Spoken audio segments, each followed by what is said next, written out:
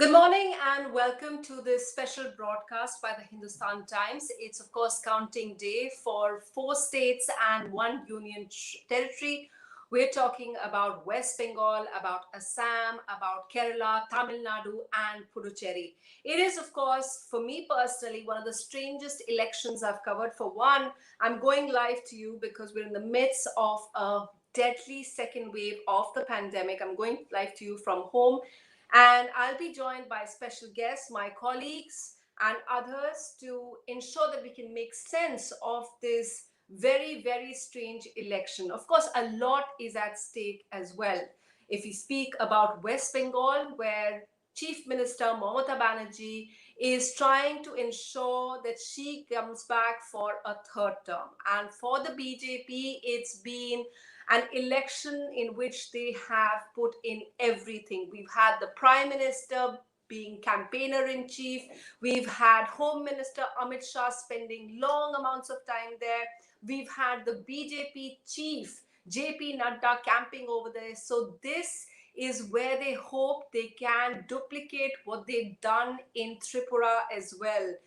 Where they come in there and it's an uncharted territory, but they are hoping to make major gains from the last assembly election in which they had just 3 seats. In this election, of course, what pollsters have said is that it's neck and neck and it's divided. But Mamata Banerjee, can she pull it off again? The Trinamool Congress is very, very confident that they can come back, but the BJP is confident as well. If we move to Assam, that's another election which everyone is looking out for, while the exit polls have said that NDA definitely has an edge over there, is set to win the election, but the Congress also is not too far behind. As far as the exit polls are concerned, it's quite a closely run contest, and it's an opposition which has been united. It's AIUDF and the Congress fighting this election together. If you talk about unusual circumstances, we can also say that about Kerala as well, because the exit polls say that a 40-year tradition in which we see the ruling party go out and the opposition come in every time there is a change. Every election, there's a change of government for the last 40 years. The exit polls say that the left government led by Pinarayi Vijayan is perhaps going to buck that trend for the very first time. And Tamil Nadu, again, another unique election, because for the first time in a long time, we're going to see we didn't have any of the figures that have been traditionally associated with both the parties. That's Karunanidhi and Jayalalitha. They were both not there. So it's the next in the parties after them taking over. And so that's an interesting election as well. But DMK has been predicted by all the exit polls to take over. So without further ado, and the leads are early, they're coming in. It's mostly the postal ballots right now. But I want to give you a sense of what's happening. And let me just introduce some of our guests right now who are joining us for this coverage. Now, throughout, from now to 12 noon, when we are going live, we will be joined by Professor Chandan Gowda. He is from the Institute of Social and Economic Change, and he joins me live. Thanks you very much for joining us. We also have Thank you. Bhanu Joshi. We also have Bhanu Joshi, who is from Brown University. He has been in the field. He's been there in Bengal, and we're especially grateful to him for joining us, because from Bengal, the Trinamool Congress, a lot of the political parties that are there, they're saying that they don't want to speak about it. They don't want to talk about elections at this time because of the fact that we have such a crisis going on. Let me just remind our viewers that we are aware of the fact that at this time we're seeing unprecedented new cases of about 4 lakh new cases across the country. Many people criticize the Election Commission. In fact, the Madras High Court going on to say that the Election Commission, for allowing rallies to go on, for allowing these elections to go on, is perhaps culpable and should be charged with murder. That's a very contentious case going on. We are aware how sensitive it is, but these are crucial elections, and so our viewers and readers, we just want to keep them abreast of what's happening there as well. So with the help of Chandan Gowda and Bhanu Joshi, we'll have an understanding and make sense of the figures that come in. I'm also joined by my colleague, Chetan Chauhan. And from Tamil Nadu, we are joined by Malan Narayanan. He's a senior journalist who covers the elections over there. And I'm hoping at some point that we will have some politicians come in and explain to us and give us reactions as to what they're seeing. Now, before I go off to the experts and have Chandan Gowda and Bhanu Joshi tell me what they're expecting to see over here and the kind of importance of this election, perhaps never before have people been so invested in an election like this. Especially it comes, the Prime Minister himself has described it as a once in a century crisis. So I these terms are, every time we keep saying unprecedented, seems to have become a cliche, but it's certainly holding true at this time. So first of all, I just want to go across to my colleague Chetan Johan to just tell us, Chetan, it's of course very early yet. I can just see in Tamil Nadu for now, and these are, as I said to our viewers watching, these are of course postal ballots. So a lot of the leads that we're seeing right now may not pertain to or may not symbolize the overall thing that we'll see towards later in the day. These are early rounds of counting. But if you look at Tamil Nadu, then it shows DMK in the lead as they were predicting. In West Bengal, it's interesting again, as exit polls were saying, TMC and BJP quite neck and neck. TMC with a slight edge over there. It seems to be leading in 5 more seats than the BJP. So it's interesting. It's sticking to the script that the exit polls had said for now. Chetan?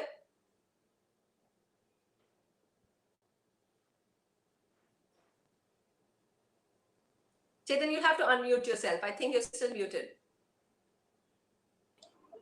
Can you hear me? Yes, go ahead.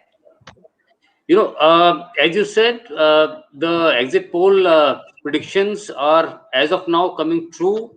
But I think in Tamil Nadu, as for the postal results which are coming, which are trickling in, the AIDMK is doing slightly better than what was expected. The exit polls didn't give them more than 60 to 70 seats. From the present trends, they will do much better than that. So it is a good sign for AIDMK. DMK, as expected, is leading in Tamil Nadu. Others, I don't think matter much. Kerala, the left front is doing well, but the surprise element from the postal ballots is that the Congress is doing reasonably well. It is not as decimated as what the exit polls said, that it will be a landslide win for the left in Kerala. The exit polls the postal results indicate that the Congress is doing well. If we see traditionally, the Congress never does well in the postal ballots in most of the states, but Kerala, it is doing well. Assam, the result so far is online with what the exit poll said. The BJP is much ahead, and the Congress is trailing by a good number. The BJP is ahead in almost 30 seats. Congress is in 19. Uh, in Assam, the BJP is doing well despite the Congress leaders telling me that they anticipate that the result will be good for Congress, but it's too early in Assam also. But this election is extremely important because this is one of the biggest state elections which is coming after 2019 elections. This started when the pandemic numbers were very low. If you see February 26th, when the election results were announced, the COVID cases in India were in few thousands. When today the election, the votes are being counted, we are in a grip of a massive COVID wave. Over 4 lakh cases have been detected in a day. So there is a huge surge. Apart from West Bengal, the impact of COVID was not there in any of the states because the polling happened till April 6th, when the COVID surge was not happening. So in the West Bengal, it will be interesting to see in the last 3 phases, which the polling happened in the surge, what sort of impact would be there. In West Bengal, it is a very close contest so far. In the postal ballots, the BJP and TMC both have done reasonably well. But as the real counting starts after 9, the first counting of the real EVM votes start coming at 9:30, 9:45, we'll start seeing the trends. And I think it will be a very, very close contest, a very interesting contest. And we should not expect or try to predict elections early, because in this COVID times, it will take a lot of time to predict elections. By 4:35, I think the picture will be slightly clear on who is going to form the next government. As of now, even less than 0.001% of votes have been counted. So it is very, very early to say anything.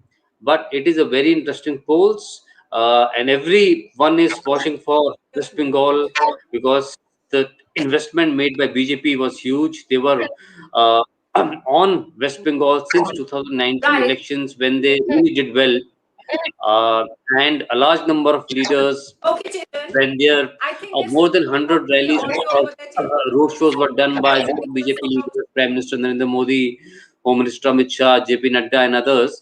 So Okay, it is a Chetan, huge, huge election in West sort Bengal. out your audio. I think there's a little bit of problem with your.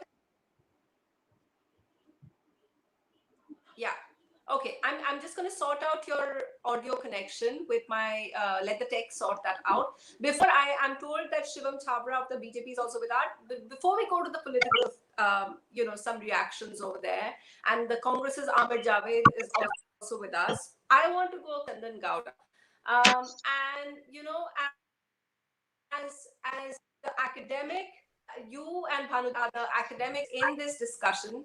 I want you to put it into perspective for us. What do these state actions, how do you sitting, watching it from afar, and the significance of that? Yogan was talking about the fact that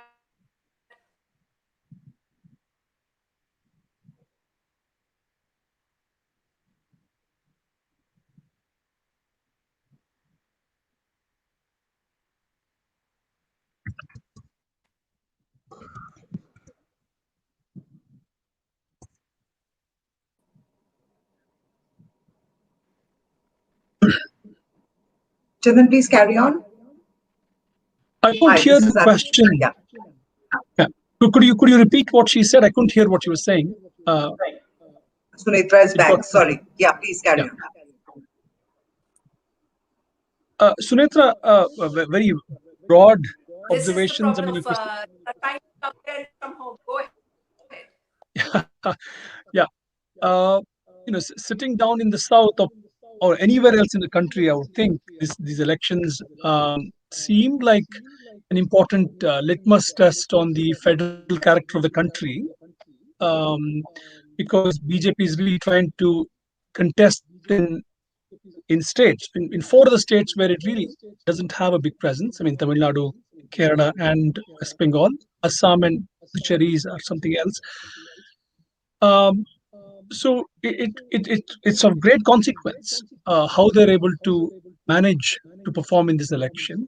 Both because Congress is not in the main opposition in these states. One, secondly, these states are not in North India, so BJP is seen as a North Indian party, and sure it's taking that label fairly seriously and wants to shed it.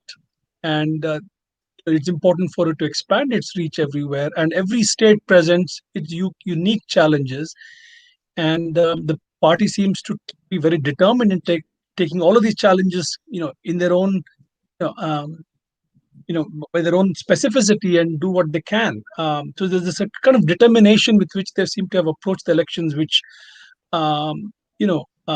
inspires, which inspires in the sense, I mean, which begs everyone's curiosity about how they will fare. So yeah, I think these are some of the stakes in this election. Both will they get a foothold in places where they never were before, and what are the strategies that they plan to do in each of these states, and how the opposition or the party in power, which is responding to them, are they able to outthink them, outsmart them, outmaneuver them? And as you know, that anyone will want a multipolar power situation, a situation of centralization everywhere. So I think this is the you know this is the rough vantage point from which at least I'm trying to view these elections. Sure, thanks for that. And so, Bhanu Joshi, I know that you have traveled for these elections, which is much more than what I have done. So I'll give us a sense of when you saw the exit polls results, Bhanu. Did you feel it reflected what you'd seen and found on the ground?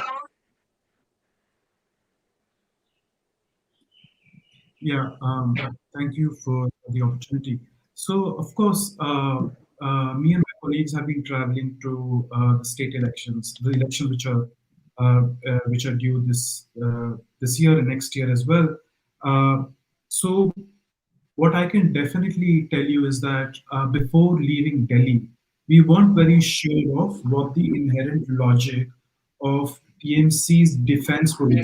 So we were in an ideal world, we were thinking that the BJP would completely sort of overtake the TMC and the Bengal. But that was really not the case in the field. I think that we got an idea about how the vote shares are locked in some sense for political parties. So that is my understanding from the field. I can offer more insights if you want.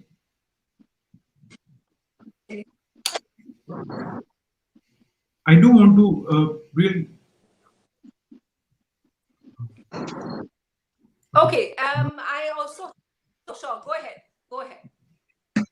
Yeah, so I really I quickly want to sort of answer the question that you were raising. What do these elections mean for India in particular? And I thought that a couple of critical insights from our own fieldwork comes to light. So first one is that if the TNC were to win, it would offer a kind of a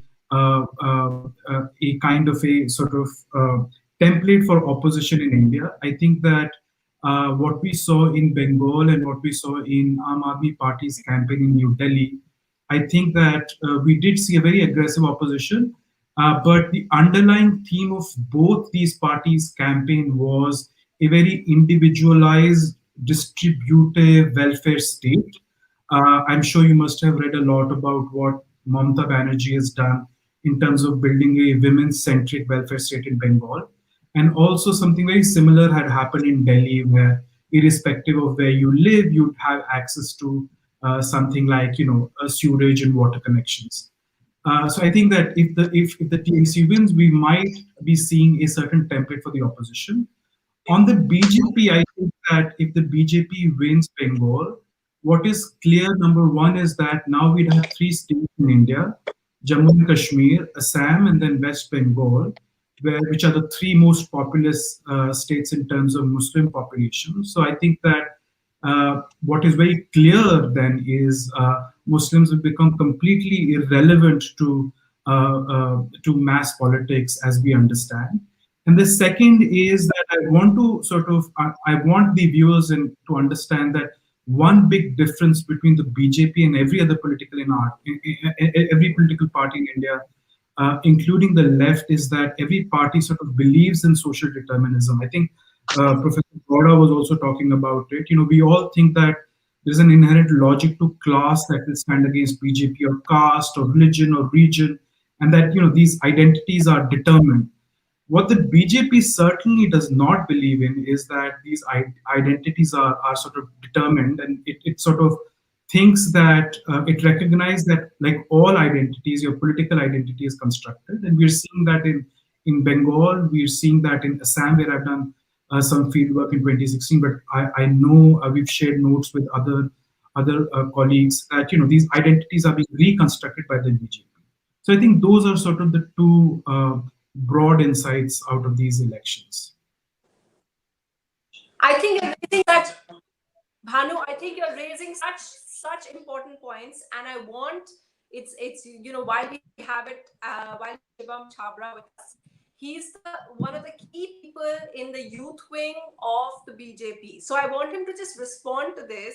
We also have Ahmed Javed, who also who's a key person of the Congress in the South. He also had held a key position in the youth wing of the Congress. So Shivam Chabra, I beg your pardon. Do you want to respond to what Bhanu Joshi said? Because it's interesting that the BJP really went all out. Never before have been seen so many every wing of the BJP that the Union Minister, I don't know whether you want to See, this is what the unfortunate part of the entire discussion is. When the Bharatiya Janata Party comes up and wins in Uttar Pradesh, then it becomes a problem for the I'm minority coming community there. and say that we are not a popular party out here. But unfortunately, we must not forget that we've got a magnificent population of the minority community in Uttar Pradesh, and still BJP emerges the winner. Similar ways, if when the BJP won the election in Assam, then also some critics tried and raised questions that how come the BJP could probably win the state of Assam, where there is a good amount of population of the minority community. But we must not forget that the Bharatiya Janata Party has got a magnificent appeal among the minority community. The kind of the evolution of the triple talaq being done by the Bharatiya Janata Party is one of the progressive steps which has been taken in the history of Indian politics. So I just don't agree to what Hamidi said.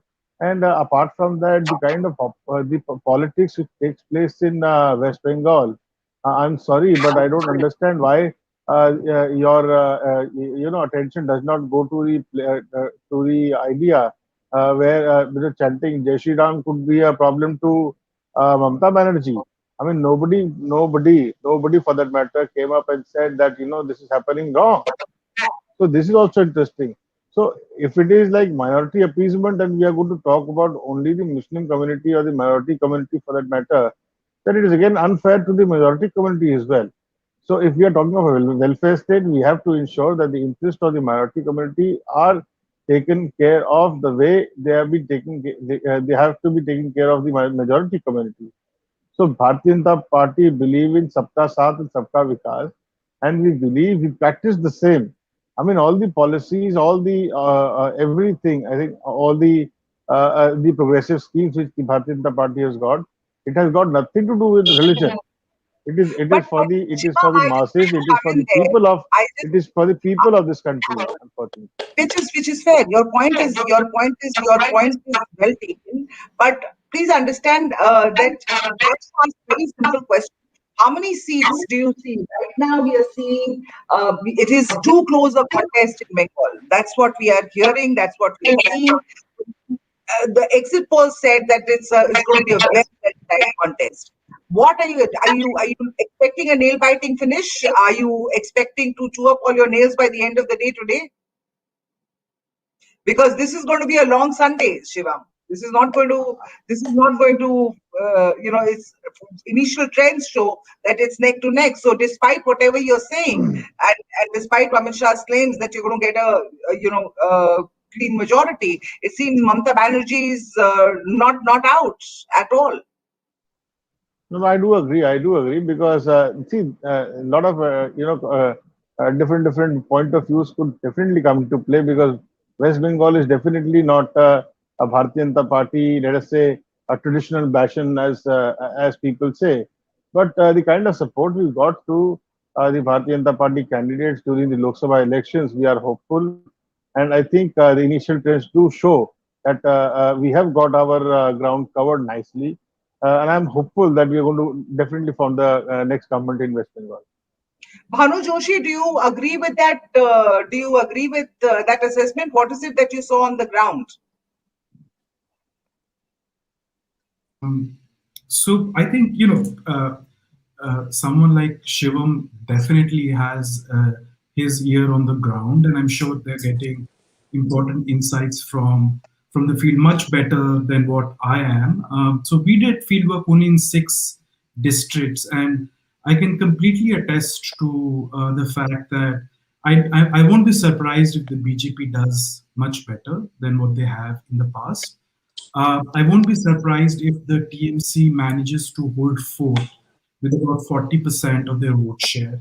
I think one of the reasons why we saw such a vitriol and an aggressive campaign by both parties on the ground is because, I'm sure the people from political parties on this panel can attest to that fact that both parties, the TMC and the BJP, did discover that they have a latent fixed vote bank, or a constituency of voters which will vote for them. And they really had to sort of figure out how to get the floating population. As my colleague Rahul Verma from the Center for Policy Research has written, how do we get those floating population, about 20%, into their fold? And that is why you see that both political parties, well, three political parties, even the left, was very, very aggressive on the ground, not sort of leaving an inch to the other sort of coalition. But I want to ask you: would you call this a wave election in Bengal, or would you call this which the BJP seems to be claiming, or would you, because of the of Modi and his charisma there, or would you consider it a election fought on local issues? I Right. So, to the first part of your question, I'm really not a psephologist and I'm not an astrologer either. So, I'm no way of On the ground, finding and a which is way. more than what many pollsters do, As far really. as the second question is concerned, whether it is close, I can tell you we went to three districts in the south and three districts in the north. I think north would be, I won't be surprised if the BJP sweeps North Bengal. As far as South Bengal is concerned, which has historically been a bastion for the TMC, and I'm particularly thinking about Kolkata area, Hooghly and Nadia, I think that there is a lot of tension on ground, and I can give you two reasons for it. Number one is, as I said earlier, that Mamata has built a social welfare architecture, which a lot of voters believe the BJP would not be able to sort of replicate. And the second reason why the BJP is doing very, very well in some of these regions is simply that just the house which got some of these sort of benefits also got beaten up by the local TMC guys. So, it's sort of this paradoxical situation where in the same village, you have some households which are getting benefits, very strong social benefits, but the same households have had at some point been the recipient of violence and intimidation of the local TMC groups. So I can tell you that in the north, it seems to me a little more clearer why the BJP might take off, whereas in the south, I'm not sure, and as I said, I'm South, in no. South Bengal has traditionally been a Mamta bastion, isn't it?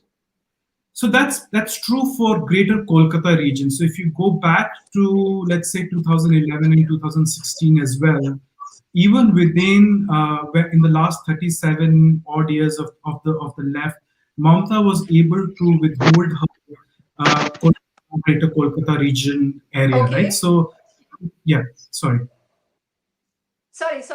I just wanted to get in the Congress because see, the Trinamool Congress has not responded just yet. Thanks, Aditi, for stepping in as well. The Trinamool No Congress problem. has decided that they're not going to give comment on it just yet. But I just wanted to get one other political reaction to what Shiva was saying from the Congress. So Amir is here. Thanks so much. I know that you focus a lot on the South as well, but do you want to just pitch into what Bhanu and what Shivam was saying about what's happening in Bengal and what it means for the opposition? Because I think what Chandan Gowda, what Bhanu Joshi, they're all saying that what happens in Bengal becomes a template for how everyone sees the opposition or how the opposition can work across the country. So, and the Congress has been also criticized in West Bengal for its tie-up over there. The many felt that it should have been a united opposition like it was in the Assam. So do you want to respond to some of these issues?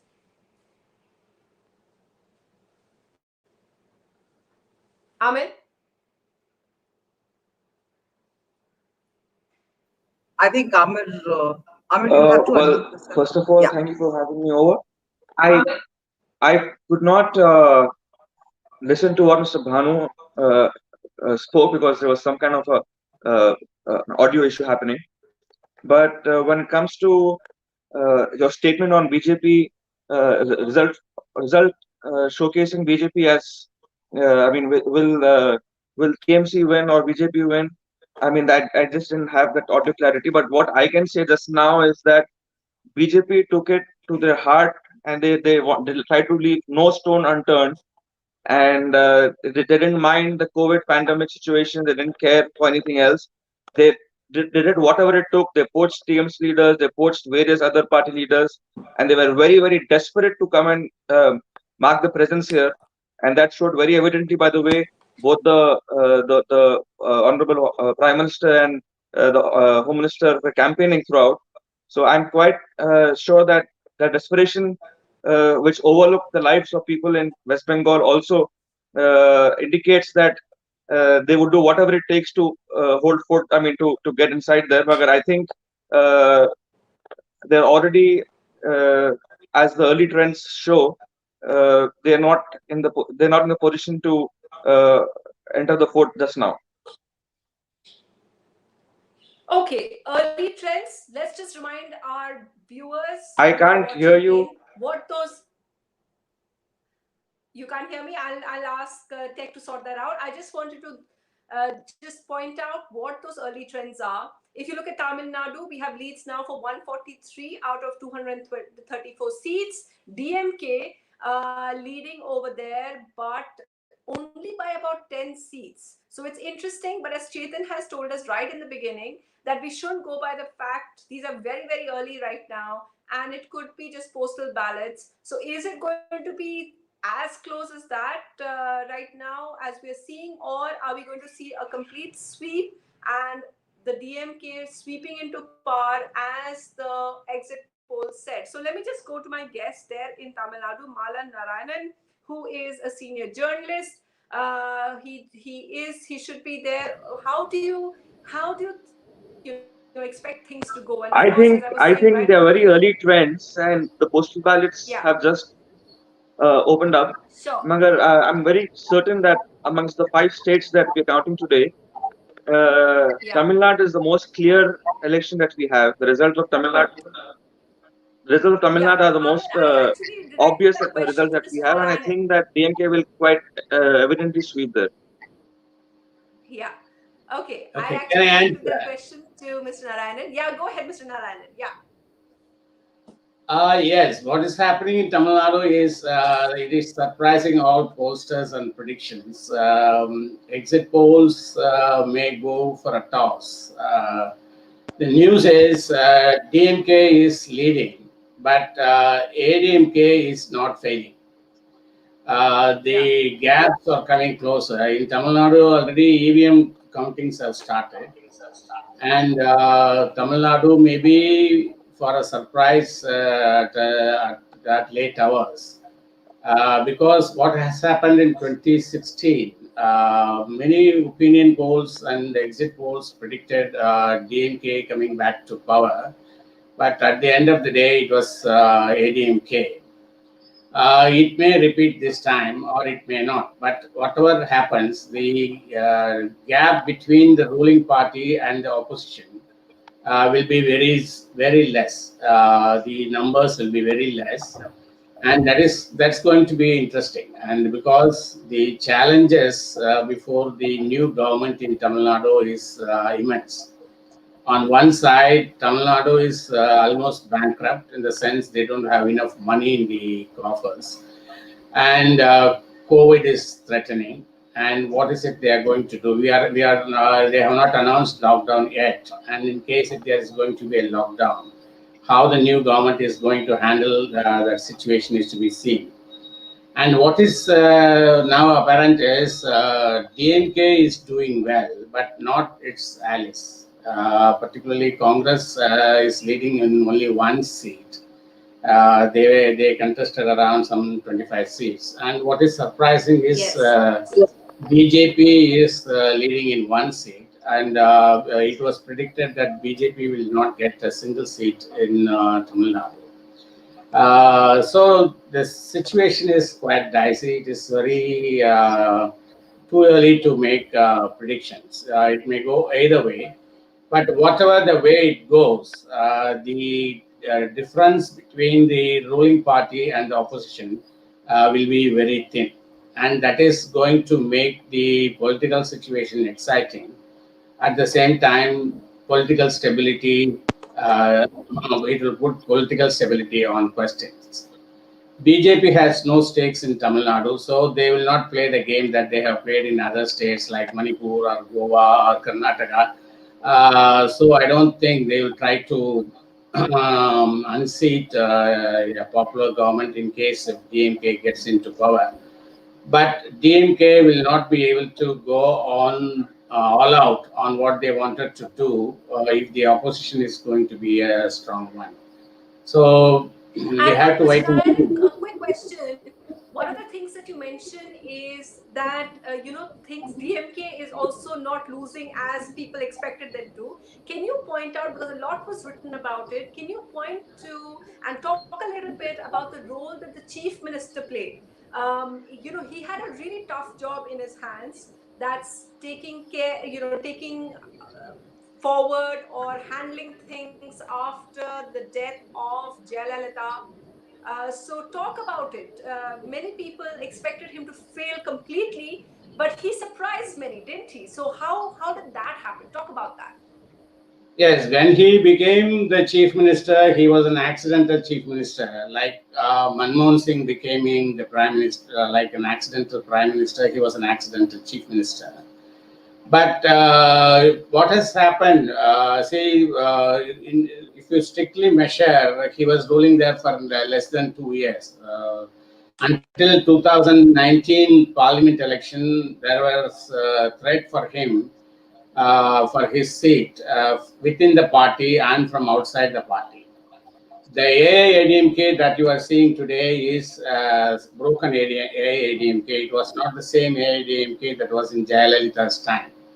Shashikala faction that is led by Dinagaran has left AIUDF, and so this time AIUDF is contesting without Jayalalitha, without Shashikala. And what is to be seen is AIUDF is in power for last 10 years. And that there is a possibility of voters fatigue. Even if we had given a better rule, it was predicted that there may be voters fatigue and they may be looking for a change. And DMK had a high-powered campaign right from day one, and it was helped by a professional strategist like Prashant Kishore. So considering all that, AIUDF had a very tough task before the elections. And if they are able to surmount that, then that is a big achievement. Even if they are not forming the government, if they are able to surmount that and if they win around close to 80, 90 seats, then that is a big achievement considering the fact that there is no Jayalalitha and considering the fact that they are in power for 10 years continuously. And considering the fact that it is a broken party, and considering the fact that DMK had a high power campaign right from day one, visiting villages, conducting Gram Sabhas, and promising very interesting things. AIUDF has also made very interesting promises, some interesting freebies like washing machine for homes, but I don't think the time has come in Tamil Nadu that freebies are no more a point of making decisions. But it has to be seen if AIUDF wins. If AIUDF wins and TMC wins and left front wins in Kerala, that shows the theory of anti-incumbency is to be revisited. We had to see whether that's going to happen. That is going to one of the interesting points in these elections. Yeah, and you made such great points over there, and I think some of the themes that you raised. Pardon? I think what Sunitra was wanting Chandan Gowda to respond to some of your comments. Chandan, Yes. please. Chandan, you'll have to unmute yourself. Unmute yourself, please. Thank you. Yes. If there were some commentaries that BJP would like the AIDMK to not do well, because that would mean unhappiness within the ranks, easier for it to build on the broken down AIDMK. But if it does well, what does that mean? Is there any sense in thinking like this? Right. Yes, there is a Also, point. Yeah, please. One thing that I just wanted to ask was that obviously this whole thing of people understanding and things, the whole trend changing, this whole trend of voting that same government out in the next time round. If you look at Kerala, why I wanted you to speak about this, Chandan Gowda, is what he's talking about. Of all the states, perhaps in Tamil Nadu, a lot of the issues which are at stake in Delhi, which we're thinking about nationally, played out in the Tamil Nadu elections. Whether it is identity of what a national party, or CAA, about what's happening at the center, COVID, and is what happened after COVID or COVID management of all the states that we're speaking about here. Don't you think that in Kerala that may be one of the reasons why LDF has been given such a good chance in the exit polls? Yes, it would definitely seem the most plausible explanation, because if you've seen a pattern for 40 years of one coalition alternating with the other, and it's not happening this time, I mean, there is a lot to be said for why a people may not want a change of leadership in the middle of a crisis, especially when that leader is known to have handled it well. He's called a captain, and he and his colleagues have wasted no time in responding to not just the pandemic, but even the floods that you saw a couple of years ago. Yes. There is that going for the LDF in a very big way. He's called the captain, as you know, and yes, I think, and there's a way in which the BJP campaign also hasn't really taken off. The E. Sridharan choice and him saying fairly daft things, etc. Haven't gone well. But this is not as important as the first variable of the chief minister being in charge, being called a captain, etc. For the good. Yeah, but I just want to come in here and I want to ask you very, very categorically. So there was this impression of the chief minister, the Kerala chief minister being the harsh, disciplinarian, authoritarian, the rigid authoritarian politician. Now versus an exemplary crisis management expert who's actually helped the party and its government survive many severe challenges, including, as you were pointing out. So this image of the chief minister, how is that? How is that playing out in these elections, according to you, in terms of people wanting to vote the LDF back and break a trend, which is electing alternate governments? I can't fully explain why, if that's an independent variable. I'm sure it's he and his colleagues. He hasn't actually centered all the action on himself. If you notice, he has got colleagues. The education department, minister also has visibility. Kerala is interesting. It's playing like a team. Of course, the chief minister is at the center, but Is the face of it? Yeah. He's the face of it. But it's like a coordinated team effort. And the fact that he himself has not been implicated in any corruption cases. So even the gold smuggling case was about someone who knew his chief secretary, former chief secretary, etc. That quite doesn't quite implicate him in that sort of way. So I think this is also important that he has a clean image. But on the question of Sabarimala, we don't know, because he has stood by the Supreme Court's judgment. Right. And while both the Congress and the BJP seem to think the judgment should not be taken seriously, amazing as it sounds, but that we should see how that will pan out. It doesn't seem to have mattered too much in this election. Outside of exit polls, they sort of also indicate that Vijayan was able to draw the traditional Christian votes on a large scale towards the LDF. Now, his decision, for instance, to form an alliance with the Kerala Congress, the Money Group, which has strong roots among Roman Catholics. Is that something that also is helping the LDF ride this tide? Definitely, definitely. But I think if you look at BJP strategies, I don't think they're short term at all. These are long term alliances that they're thinking of to form in the next election. Christians, who are traditionally, have been expected to support the BJP, are, a section of them at least going over their side. Even the upper castes, Nayars, are known to be some. So, I think our focus can't just be on this election alone. It's a longer term strategy, social coalition building.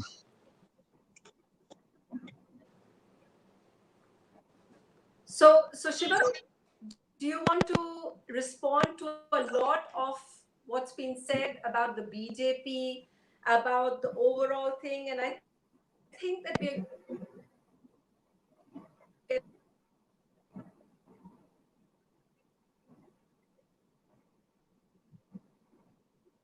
Hi, I think Sunetra is frozen again. Has she? Okay. So, Shivam, I really wanted to come in at that point when we were talking Tamil Nadu really, and I wanted to ask you this question about ADIMK. There are some who believe that the AIUDF's chances are being jinxed this time because of its junior partner, so-called the BJP, calling the shots. I mean, AIUDF even in fact tried to project that despite the support it had extended to the Citizenship Amendment Act in Parliament, that they will not implement the act in Tamil Nadu. But it all seems to have fallen on deaf ears. They've tried to distance themselves ideologically from the BJP. Do you think there are some? What would you respond to people who say that AIADFK's chances this time in Tamil Nadu are going to be hurt by the presence of BJP in that alliance? I don't agree to it. I think the AIGNK is traditionally a party of Tamil Nadu, and I think we always have fought the election in Tamil Nadu under the leadership of the AIDFK there. So ultimately, if you take it in a layman terms, it's like a big brother and younger brother out there in Tamil Nadu. So it's absolutely up to the AIDMK and its leadership how they are going to take it forward. You are always going to be a number two out there. So Tamil Nadu is like that traditionally. As far as the other thing is concerned, I think it is going to be unjust if we say that the Bharatiya Janata Party. See, we at the BJP believe in collective development, irrespective of the caste, religion, creed, and everything.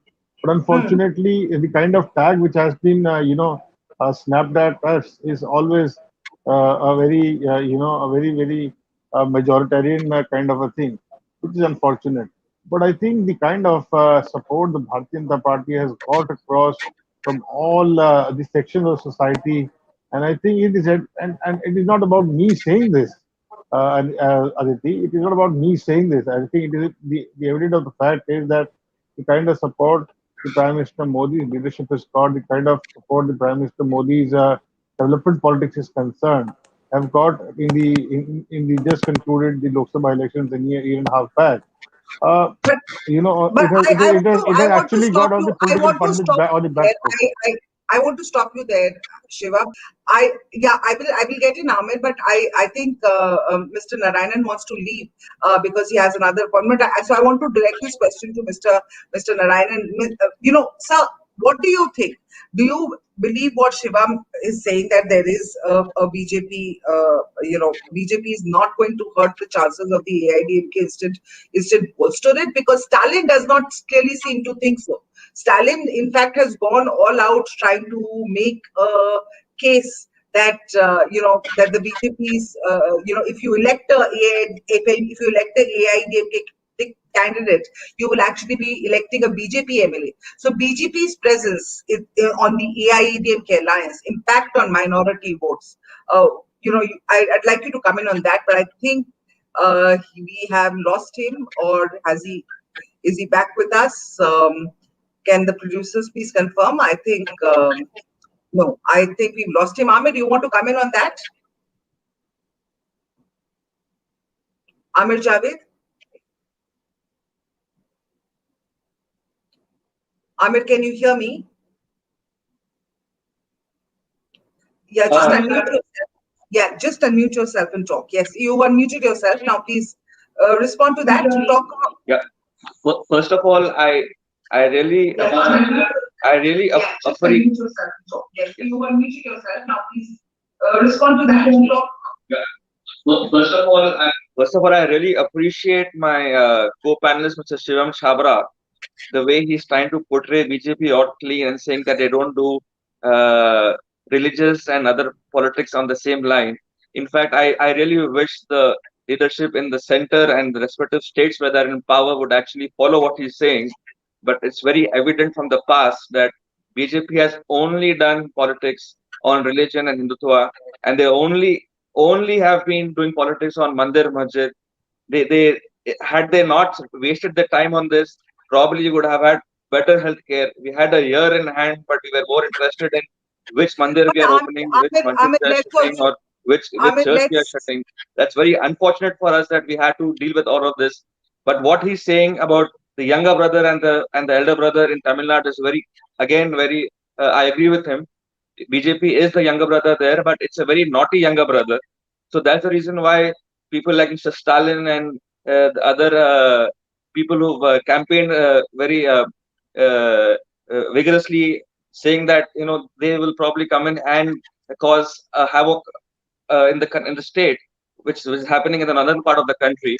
And I think this election was more localized and a direct fight between the DMK and the AIDMK, with the national parties, siding with both the regional parties. So the result Shivam, will now, coming the on result that, will not, the result will naughty not younger now brother. show, the result will not show whether the younger brother of the DMK alliance or the younger brother of the AIDMK alliance, which is more naughty and which is not wanted inside the Tamil Nadu. That's a big one. Not wanted, naughty brother. Shivam, you want to comment on that, and then I'm going to come to you, Chetan. I want you to comment on this and please explain what's really happening in Tamil Nadu. Yes, Shivam. See, it's all about adjectives being used out here. Who's naughty, who's not naughty, is going to be decided in some more hours. But I think Amin Bhai must also clear out the stand of the Congress party, that what has they done. I mean, unfortunately, they were not in West Bengal, they were not in the Tamil Nadu. I think the virtual presence in Puducherry, the only where their Scion and the tallest leader of the Congress party as of now, the tallest leader, as we say, Mr. Gandhi, have been campaigning in Kerala. So you could probably adjust and analyze the kind of situation, the kind of marginalization the Congress party is facing as of now. So Amir Bhai is in again a fix, is in again a problem because he Okay, has to defend his own so party. Unfortunately, they've been yeah. marginalized to a very small section right here. He's more of a political commentator than anything else. Okay, before anything else, we'll let the BJP versus Congress thing continue. Just an important update. Chetan, take us through the fact. What do you make of the fact that the biggest matter that is happening right now is the fact is perhaps what's happening in Nandigram, and the news that we are getting is Shuvendu Adhikari is leading there. Now, this perhaps is key. It's of course early, like you said, but it's interesting. Shuvendu Adhikari leading in Nandigram for now, and Locket chat is a lot of union ministers, also two union ministers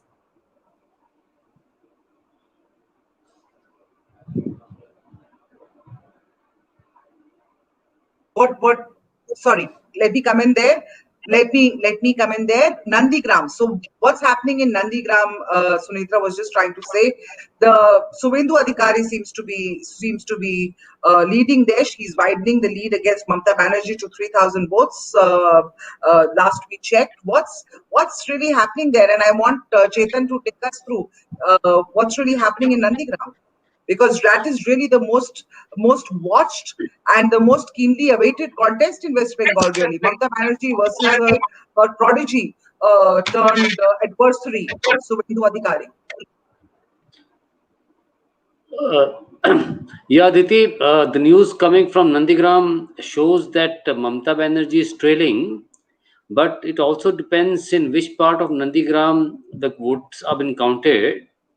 This Nandigram 1, where the votes have been counted, which is Shvindu's area, which is not the minority dominated area. So it's early days, but yes, if this trend continues in Nandigram, it will be a huge, huge setback for Mamata Banerjee. Nandigram is a huge constituency of more than 70% or close to 80% votes were polled there. Uh, so far, only about 10,000 votes have been counted, which is very less. So we should look into perspective the reality of Nandigram. It is a long way to go in Nandigram, but yes, some of the upset results trends are coming from West Bengal. Loket Chatterjee is trailing. Some other prominent BJP leaders as well as TMC leaders are also trailing, but some like Babul Supro is leading, Mukul Roy is leading. Uh, the trends so far indicate that it is a close contest in West Bengal. But I was just going through the Election Commission website on the Yeah. trend results. Very interesting is Tamil Nadu, where they show that AIDMK and DMK, as per the Election Commission website, they are very close to each other, almost same number of seats. In fact, AIDMK, as per EC website, is 23 and DMK is 24. And the Yeah, but percent. I just want to come in there, Chetan. I see, and I have a lot of television channels on, and while the Election Commission website is updating, I see that DMK in a lot of channels which are broadcasting the results right now is taking the lead by far. It's almost double that of the AIDMK. So DMK seems to be sweeping, but that Election Commission site, obviously, these are trends. Election Commission site obviously shows when there is a very very positive lead or thing. But the other channels which are showing as I far as think the DMK trends we see. 64. DMK 64. DMK 64. What I'm seeing here, DMK they're showing as 99 almost, and AIDMK at 41. But that's all right. These are trends. There will be flip flops going forward. And you're right. So yes, your point, No, the yeah, point yeah, that no, you're trying to but make. this primarily shows that the contest in Tamil Nadu is much more closer than what the exit poll said, what was Correct. anticipated. AIDMK is not being decimated as it was being believed that it will be decimated because it had an alliance with the BJP. The BJP factor had not harmed so far AIDMK as much as it appeared it would, and it also clearly showed that the lack of a charismatic leader in DMK, because Stalin is not a great orator, is not a very inspiring leader, has had dented DMK's prospects, and it had not been able to work on the anti-incumbency vote against Plenaswamy government. So it will be a very close contest. Even if the DMK wins, it will not be like a landslide, which the most exit polls said that DMK will win 180. From the trends, it does not appear that there will be a landslide. They may clear the majority mark, but may not be the landslide. But it's I too early. It's too early. too early to say, and I want to come to you, Chandan Gowda, at this point, and then I will come to Bhanu Joshi. Chandan, what according to you, you're seeing, this is a do or die for Stalin. After decades under the shadow of his father Karunanidhi, he's finally got a chance to occupy the CM's chair. And having lost two consecutive elections to AIDMK in 2011 and 2016, the DMK really cannot afford to lose this one. Yes, it's absolutely. They're not likely to lose. Like Chaitanya was suggesting, the lead may be a narrower one, but I would still wait till the results are fully out. Yes, it's also he's remember he's a successor to his father. He has a sister, he has a brother. He had to make sure nowhere near him as far as the legitimate inheritance of the mantle was concerned. And his son is also contesting this. So there's some sense of the next generation space also being cleared up, etc. So it's very, very important the DMK too. not just win, but win in a big way. Um, but just as in West Bengal and even here, what you do see is an opposition like the BJP, which was never there before, trying to wage a cultural battle of sorts. Please remember, Tamil Nadu is the heart of Dravidian politics, and a party like the BJP will have should have no traction there whatsoever. But if they're willing to, step in and think that they have a chance in the years to come, etc., they're playing the game very, very, very subtly. Both the local game of trying to, speak for Tamil causes and also speak for the broader Hindu cause. I mean, there are examples we can think of. If you remember, there's this YouTube channel which was, known to be associated with the DMK, which was a rationalist channel making fun of etc. All of a sudden, it was seen as a problem of offending Hindus, etc. And the videos were taken down, etc. And the DMK didn't do anything. And among the DMK promises this time include, money for taking pilgrimages, 25,000 to a lakh, and money for renovating temples as well as churches and mosques. So there's a way in which the DMK is responding these pragmatic ways, but it really has to rethink its inheritance of Dravidianism and what it should mean today. And same goes for TMC. Just governance is not going to take you very far. You have a well worked out, image to stand for. Right. I just want to go to Bhanu Joshi here. Bhanu, because I'm very, very, fascinated by what's happening in Bengal and especially in Nandigram. So the election, before, during the campaign, it seemed the headquarters of Bengal's election headquarters was not Kolkata, was really Nandigram, with Mamata campaigning out of there, and that being the most hotly contested seat. And now what we're hearing is that Mamata is trailing from there. Do you think, in hindsight, you've traveled there? What did you pick up from the ground?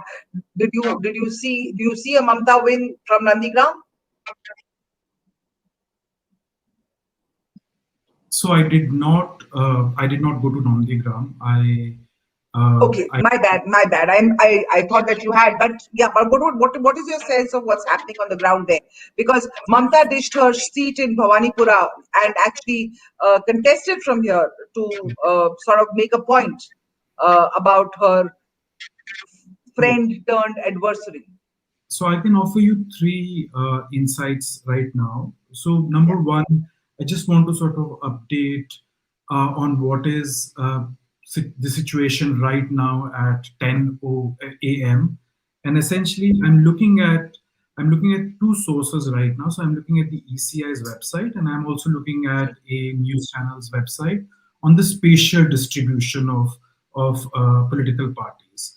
So what I can see is spatially, I know these are early trends, but spatially, none of our priors of what West Bengal would have looked like hold. So spatially, currently, you can see that TMC and BJP are sort of eating into each other's bastion, so to speak. The second thing is that if you look at the map again, you can see that what I referred to earlier as Mamata's bastion, which is Greater Kolkata region or the Calcutta industrial belt, you can see that the BJP is making inroads. The second point being that if you look at the ECI's website right now, you can see that TMC with 49% vote share is leading in 45 constituencies, and BJP with 36% vote share is leading in 29 constituencies. Now, what that means essentially is that there are very few seats where the TMC is winning, but with a lot of vote share. So there's this concentration of vote share for Mamata, which I feared was going to happen. So that's the second insight. To your question about Nandigram, I think that she was really, from what I understand, I think that she was really in a fix in terms of whether going to that part of the state would benefit the TMC. And if you talk to academics from Bengal, you talk to journalists, and you talk to sort of people who know how in general, the opinion is vertically divided. So there is not a single person who would have a middle sort of take on whether this was a good idea or a bad idea. There are either critics who say that she completely, she's been mercurial throughout her life and doing what she did in Nandigram essentially, completely sort of destroy her career. But I think that more than Nandigram, I think I would be keenly watching what happens in the sort of West Bengal industrial belt and North Bengal to see what the trends might look like. Okay, keenly watching what's happening, but that's some very interesting insights there. Thank you so much, Shivam. Your response to what's happening in Nandigram right now? Early trends, they can change, but what's your sense of where are we heading? And after that, I'm going to be joined by Dr. Senthil from the DMK, so we'll go to him. So quickly, Shivam, your response, and then on Nandigram, yes, and then yes, I'll go there. Yeah. Yes, Aditi, absolutely. Nandigram is going to be the game changer in 2021 assembly elections this year. The kind of politics Mamata Banerjee has been practicing for past 5 years. I mean, you need to understand the politics of West Bengal. I mean, from a historical point of view, we need to understand the kind of cadre the Trinamool Congress has right now is more of a floating cadre. And I think Chetanji is a very seasoned journalist who's on the panel, and I think a very senior fellow. He would also realize the rough element, the violent element in the communist regime when they were in power, they almost shifted themselves to Trinamool Congress, and Trinamool Congress came into the power. So we need to realize that the kind of politics the Trinamool Congress was opposing when the Communist Party was in power, they are still following the same. So when the trend is the same, we need to understand the we need to understand. Okay. I want to talk about the leads that are coming in. You talked about Nandigram, that Mamata will Suvendu Adhikari will win and BJP will get Nandigram and whatever. But of course, time this is still early leads. But early leads only show where that Mamata's Trinamool Congress has already crossed the halfway mark in leads, which is completely contrary to what the BJP had claimed. So what is your response on that? The trends are always trends. Let us wait for the final result to come in. I'm hopeful that the Bharatiya Janata Party will certainly emerge victorious in the state of West Bengal. The people of West Bengal have shown immense confidence in the leadership of the BJP, and they have disregarded the politics of violence, the politics of division being practiced by Mamata Banerjee. And I'm optimistic and I'm hopeful that the Bharatiya Janata Party will certainly form government in West Bengal on its own. So, okay, but early trends are showing that Trinamool is already in a lead, and as you're saying, but you're still confident that the BJP is going to take it away. I'm going to hand over to Sunitra. Sunitra, Dr. Senthil is here. I think maybe, yes. Yeah. Thanks so much, and I think we have Animesh Pandey as well from Mark, who's joined us. They've done all the exit polls. We'll get to know today if they are right or not. Dr. Senthil Kumar, thank you so much for joining us from there. It's of course looking good for the LDF. And all of us have been discussing, Chandan Gowda has been talking about what is it that's making the left buck the trend in Kerala. And we're seeing interesting and unusual trends that are coming in from Tamil Nadu as well for the AIUDF. But so speaking about Kerala, are you feeling good about what you see in the results right now? Because as we can see over here if you look at if I look at my website right now to see the latest trends, and as my colleague Chetan was saying over there, that it's still early, you have postal ballots, but if we look at that, then for the left, it's showing 28, so it's leading over there. And for the opposition, that's the UDF, it's only leading in 19. Is that what you expected? Sunitra? Yes? Yeah, go ahead. Yeah. Since I'm from Tamil Nadu, I think I'm from DMK, has been in a better position to talk about Tamil Nadu. Oh, sorry. Yeah, go ahead. I thought that, go ahead. Sorry. We had over there Mr. Narayanan, who was telling us how the DMK, which was expected to completely sweep over there, it's perhaps not looking as easy as it sounded. I think what the major news that have been coming till now and the results which are showing, I think the DMK is already crossed and leads the majority of what we are doing. Yes, of course, what what sweep we expected, still that is not it's not shown on the ground. I think those things will change as the day goes by. By noon, I think what my expectation would be for DMK would be anywhere from 184 to 210 seats out of the 234. I think we will comfortably achieve that. That's what I have a strong opinion. It's a you're right. It is leading comfortably right now, but what do you think were key over there? Do you think the fact that we saw last minute a lot of developments? For example, even over here we had at the you had new entrants, you had the fact that Mr. Karunanidhi wasn't there, Jayalalitha wasn't there. How do you think this election was different from previous ones? See, answer to that is that we had already proved this without the presence of Madam Jayalalitha or without the presence of our leader Kalanger. We had already proved this in 2019 in the parliamentary elections of sweeping the whole of Tamil Nadu, except for one seat, that is 38 out of the 39 seats contested. So, our leader, Mr. Stalin, had showed his caliber. He has shown that he is a leader to take on the BJP in the center and the ADMK at the state. And not only that, we don't stand just alone with that.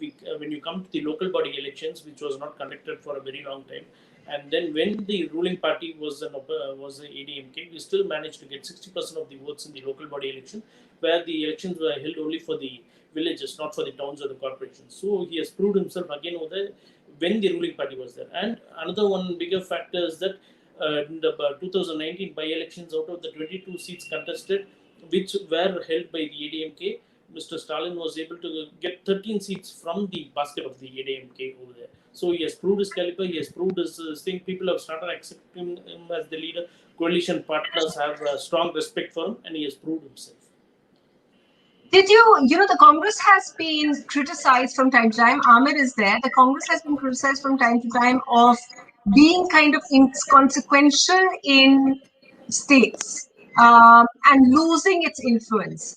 They anyway were contesting very few seats in Tamil Nadu, only about 25 of them. What would you like to say about how the coalition worked?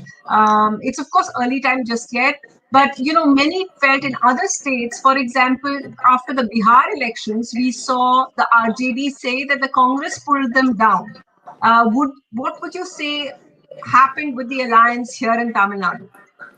See, being in a state and where we have always upheld our state federalism, we have always said that the single largest party should be the ruler in the state and a coalition in the center. That is what our aim is, and always we have been working towards that. That's why we always wanted to give. We didn't want to take a chance, because what we saw in Puducherry just before the elections, where the Congress candidates ship, and then they started creating so that anger or that insecurity is there among DMK cadres and things. So that's why we wanted to restrict them to 20 seats. Of course, then at the last moment, we had to give in and budge in and give in 5 more seats. So that happened. That is only because of what we feel is there's some not that much coordination between the state leaders and the national leaders in Congress. Or the Congress is yet to, I think they'll have to pump in more of energy to the state units and give them more autonomy, give them more thing. Things shouldn't be decided from the center over there and things. So that fear is there. Still, that fear is there. That's why things didn't work. Even the last election, when you see the amount of seats that was offered to Congress and the amount of seats that they had won, I think last 2016 state elections, we lost just by 1%. And if you add on to the seat share that the Congress lost, and if you add that to the DMK, I think we could have won that comfortably. So those, when you come to numbers and this thing, we have those insecure feelings and this thing. It's not that we don't want to lose a coalition. That's a significant thing to say. That's a very significant thing to say. And thank you for being so honest about it, because you're pointing out to some of the problems that people point about the Congress nationally. So Sandhu Kumar. So, Professor Chandan Gowda has a question for you. He, of course, is an academic. He joins us from Bengaluru. Go ahead, Chandan Gowda, ask him. Sandhu, we know that Dalits form more than 20% of Tamil Nadu's population. And one of the big criticisms against the DMK is that it is a party of the OBCs more than it's a party of the Dalits. And as if to mobilize on this or capitalize on this, the BJP state president Dalit, as is the vice president, and have made someone from Tamil Nadu, Dalit, the governor of Telangana. Also know that they passed a bill in March to 7 subsects Dalits into one. So there's a longer history of that around that. So I was wondering how DMK responds to this situation.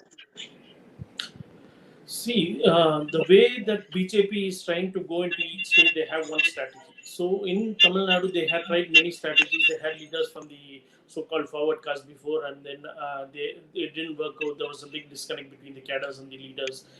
So they started moving in because they have to go in through something. So they started targeting caste-wise. So the northern belt, if you see, it is the VCK Thirumavalan's party has a very strong hold, and when you go down, Krishna Swami, he represents a caste, and he's a leader among that caste.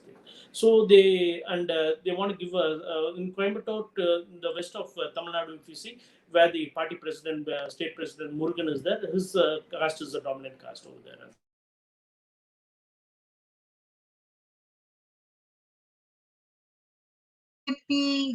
Guest there, and Professor Chandan Gowda, you want to ask any more questions or? Okay, so I just wanted to ask over there some of the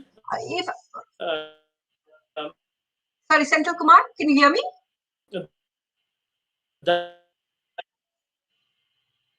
We seem to be having some problem with your line over there. Animesh Pandey, come over there, comment on this. How do you think as compared to?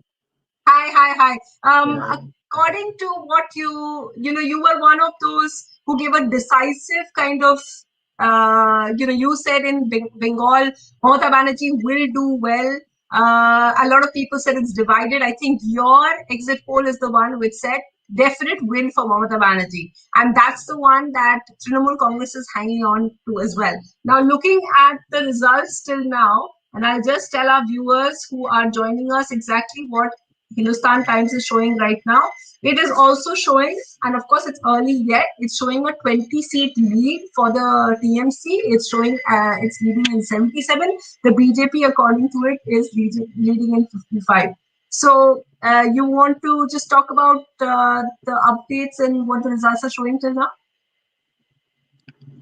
So I think most expected that TMC would probably lead in the first round, partly because unlike other states, BJP in West Bengal, their strength derives primarily from the rural areas, and in postal ballots, typically government officials place their vote, and that's why probably TMC is leading.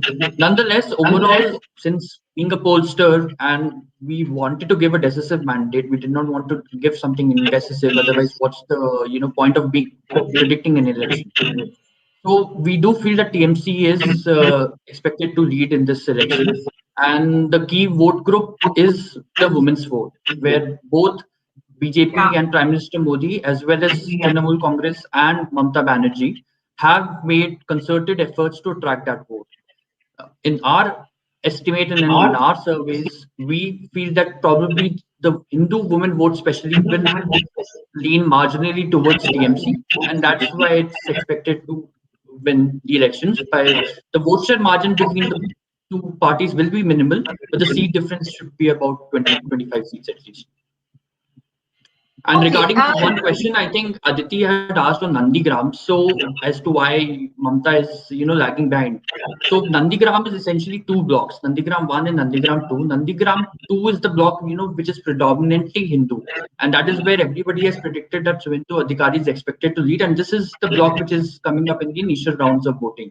Nandigram 1 is the TMC block, where Muslims have formed a decent chunk of the vote bank, and that's where TMC is expected to lead.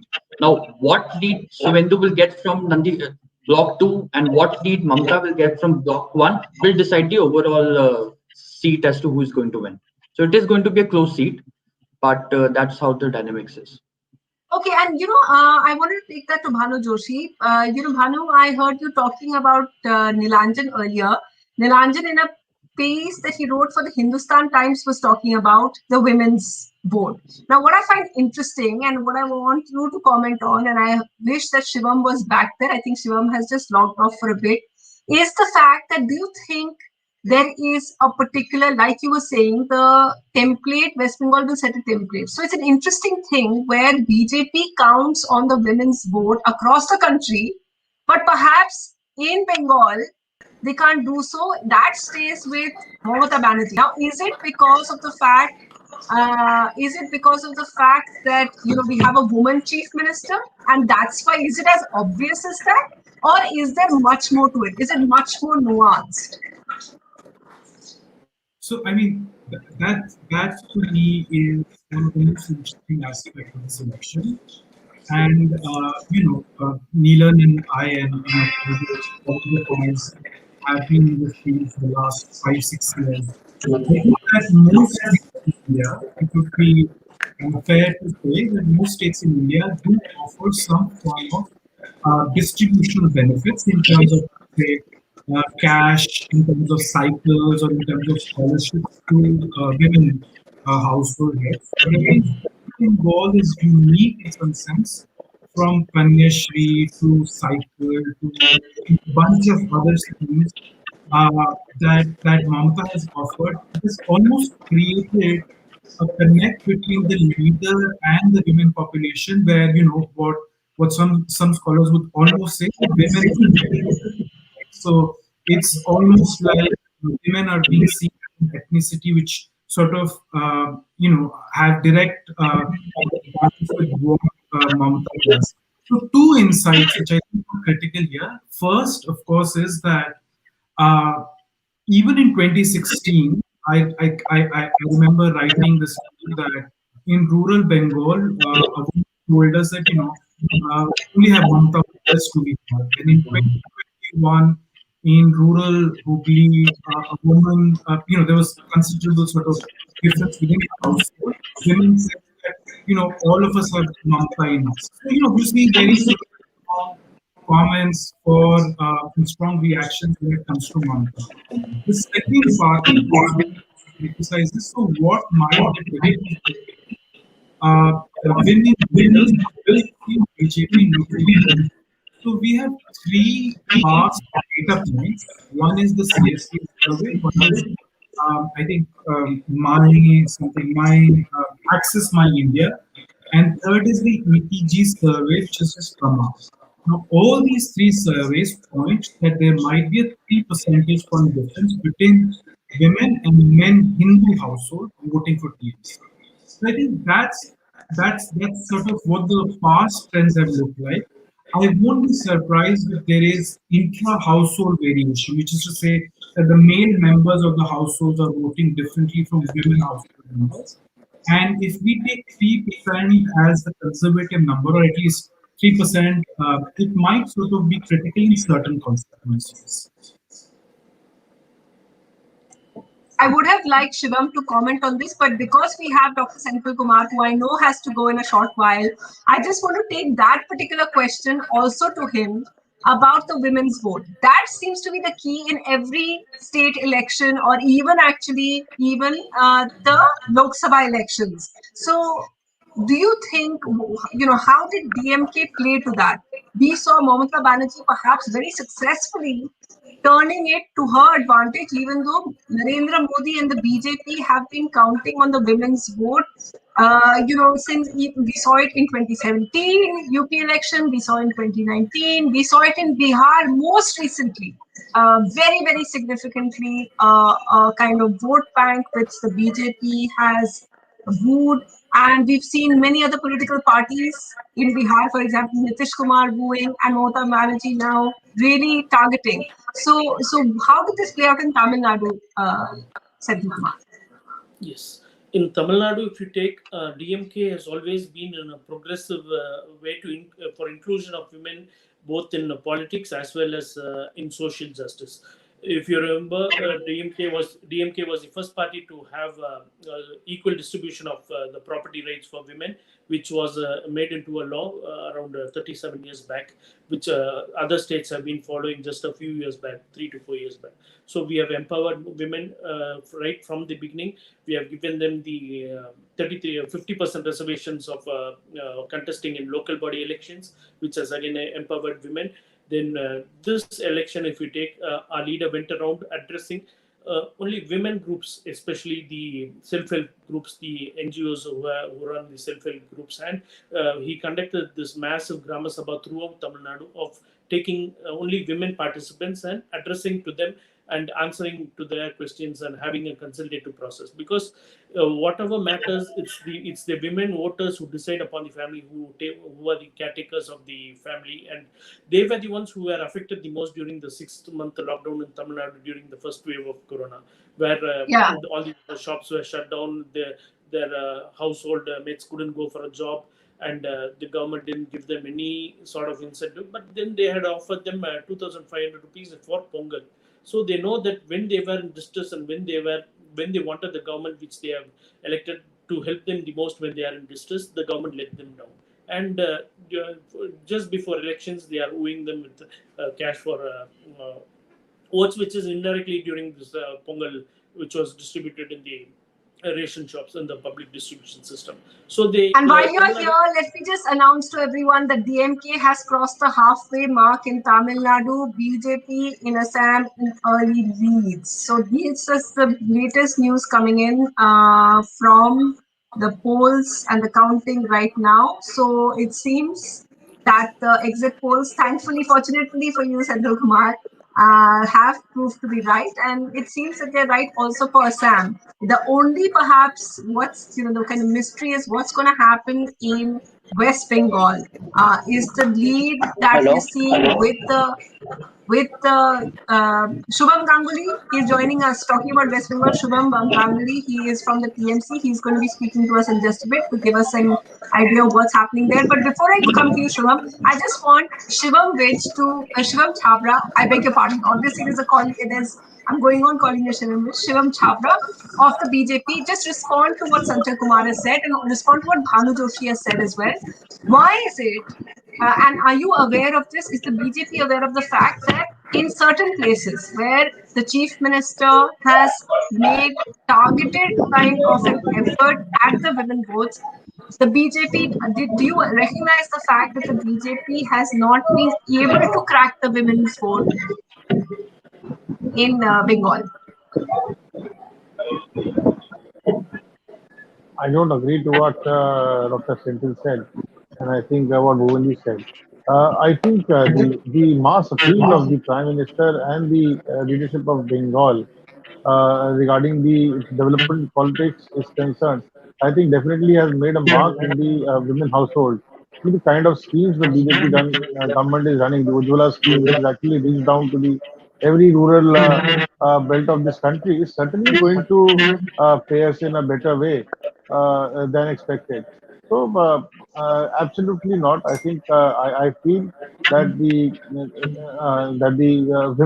women specifically in West Bengal certainly going to vote for a change. They're going to vote for the BJP and not for a leader who has been practicing divisive politics all across the West Bengal. Certainly not for them. Certainly not for them. Shubham Ganguly, while the TMC, if we look, let me just tell our viewers what the latest figures that we have are for the BJP and for the TMC in Bengal. So, while the TMC is leading in 78 seats, the BJP is not too far behind at 62. And perhaps what's worrying Shubham Ganguly is the fact that we are getting updates that Shubhendu Adhikari, the BJP, the former Trinamool leader, some said was Mamata Banerjee's right-hand person and who moved to BJP, he is leading in Nandigram. Are you worried, Shubham Ganguly? No, you're not audible. Hello? Yeah, am I Yes, now we audible? can hear you. Okay. Now we can hear Yeah, you. yeah. For the first thing, I would like to say that the local Bengali news channels who are at the Election Commission office are reporting that Trinamool Congress has crossed the halfway mark long ago. It is at presently at over 180 plus seats, and the BJP is trailing at like 100 seats or below that. And secondly, I would like to say you that Shubhendu Odhikari is currently leading from Nandigram, but the counting has only been conducted in only 3 rounds and more than 15 rounds of Nandigram, and I assure you that Mamata Banerjee will win by a landslide in Nandigram. Win by a landslide. And yes, I have to just obviously, when you're trying to do things from home, I just refreshed my page again and I see that TMC is indeed has managed a huge lead over the BJP in Bengal, at the moment leading in 133 seats, and the BJP at 77. But Shubham, that news about Mamata trailing, of course, as you say, these are early leads and maybe it's a postal ballot, but in Nandigram, it is Shubhendu Adhikari leading. So there is, and as we know, the BJP actually managed to kind of send the message across, Shubham, that Mamata Banerjee was under pressure. She kept herself limited to Nandigram a lot. Initially there was an indication she would fight 2 seats. Then she went, then she stationed herself in Nandigram itself. So you have to admit, Shubham, that for your party, the BJP, by continuously taking away many people, actually created a lot of pressure. I would like to say you that when these people left, initially the perception in the media was that Trinamool is under a lot of pressure. But as the results are coming in, it is being seen that these people who have been traitors to the party, who have acted treacherously to the party and to the leader, are being defeated hugely. And Mamata Banerjee will win Nandigram, and Trinamool Congress is currently in a position to win Bengal. Let the counting let the counting just go on, and Trinamool will win more seats. Trinamool will take more leads, and the vote percentage of Trinamool Congress will cross and will be historic. This will be an historic election. But the thing I believe that as a responsible party, this is the Trinamool Congress's duty, that it will look after the COVID situation first. After forming the state government, it has done much before. It is currently doing, and it will continue to do so. The COVID situation in the country is alarming, and the Trinamool Congress is committed that we will fight it together. I'm glad you bring that up. Let me just introduce everyone to my colleague, Prashant Jha. Prashant Jha is the editor of Views, and he runs the opinion page in Hindustan Times. Prashant, I want you to come in over here because everyone's talking about, we heard Shivam from the BJP. He says they're very confident about the BJP winning. As you just heard, TMC is very confident as well about BJP winning Bengal. But I wanted to ask you, what do you make of the results so far? And to what extent, what I'm unclear about is, to what extent is this whole COVID situation been a factor, Prashant? You have to unmute, Prashant. Thank you, Sunetra. I think if you look at the overall trends across the 4 states and Union Territory, it does seem that Assam, the BJP will be able to retain. It also seems like the left will break the 4-decade-old pattern of power alternating between the 2 major forces of the state and being able to retain the state. At the moment, it seems like the DMK will be able to return to power in Tamil Nadu after a 2-term tenure of the AIUDF in what are historic elections in the absence of M. Karunanidhi and Jayalalitha.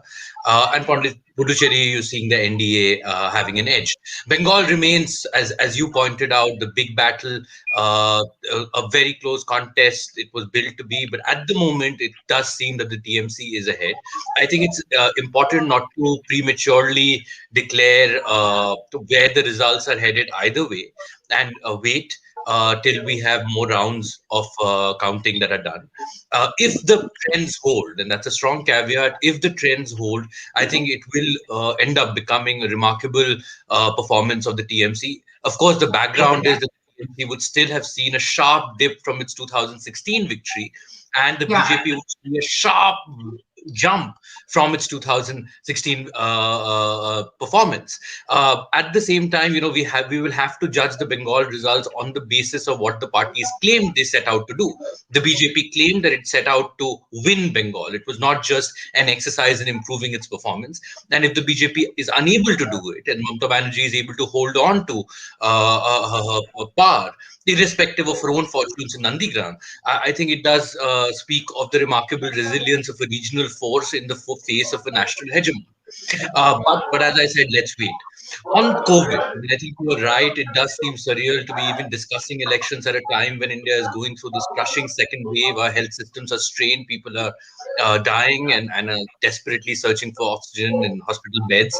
I think both the timing of the election as well as the substance of the competition was in some way shaped by COVID. The election commission as well as the political leadership has come under immense criticism for the way it has handled the elections at a time when the consequences of large gatherings were known. And it did go ahead. But now that elections are done and we are waiting for the results, I think it's important to look at the substance of the competition. It does seem that if you step back, the overall contours of the campaign were shaped by factors other than COVID, right? We were looking at the BJP narrative, which promised industrialization and jobs, which promised the extension of central welfare schemes to the state, which also relied extensively on polarization by alleging that the Mamata Banerjee government was appeasing the minorities. We saw the TMC in turn defend its welfare record as a state government. We saw the TMC play the Bengali subnationalism card and project Mamata Banerjee as a daughter of Bengal and the BJP as outsiders.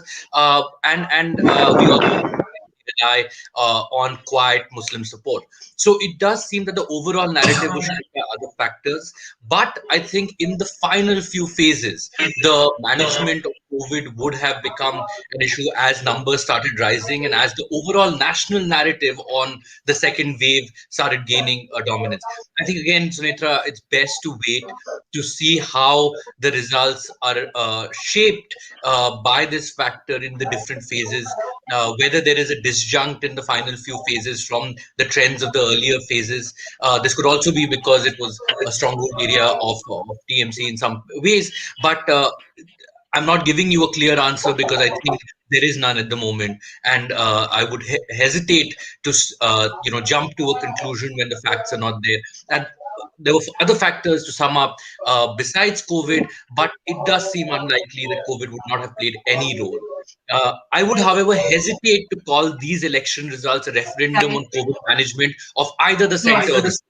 I think, irrespective of who wins, as a previous panelist said, the job of any new government, there has to be an immediate transition to a new government, and COVID management has to be the biggest priority. But whether COVID was the reason why people voted the way they did, I think is a call that we need to wait before we jump to that conclusion. Prashant, I guess you're right, because I was speaking with a TMC strategist who also talked about the fact, and while a lot of, Chandan Gowda and I have been talking about this before, that a lot of perhaps people voting for Pinarayi Vijayan, if they indeed do as what the exit polls would say, is about the fact that people want kind of stability at this time, and that perhaps may be a factor in Bengal as well. What's interesting to perhaps note, what the strategist told me in Bengal was that it takes time for this fact about whether the rallies went on or not.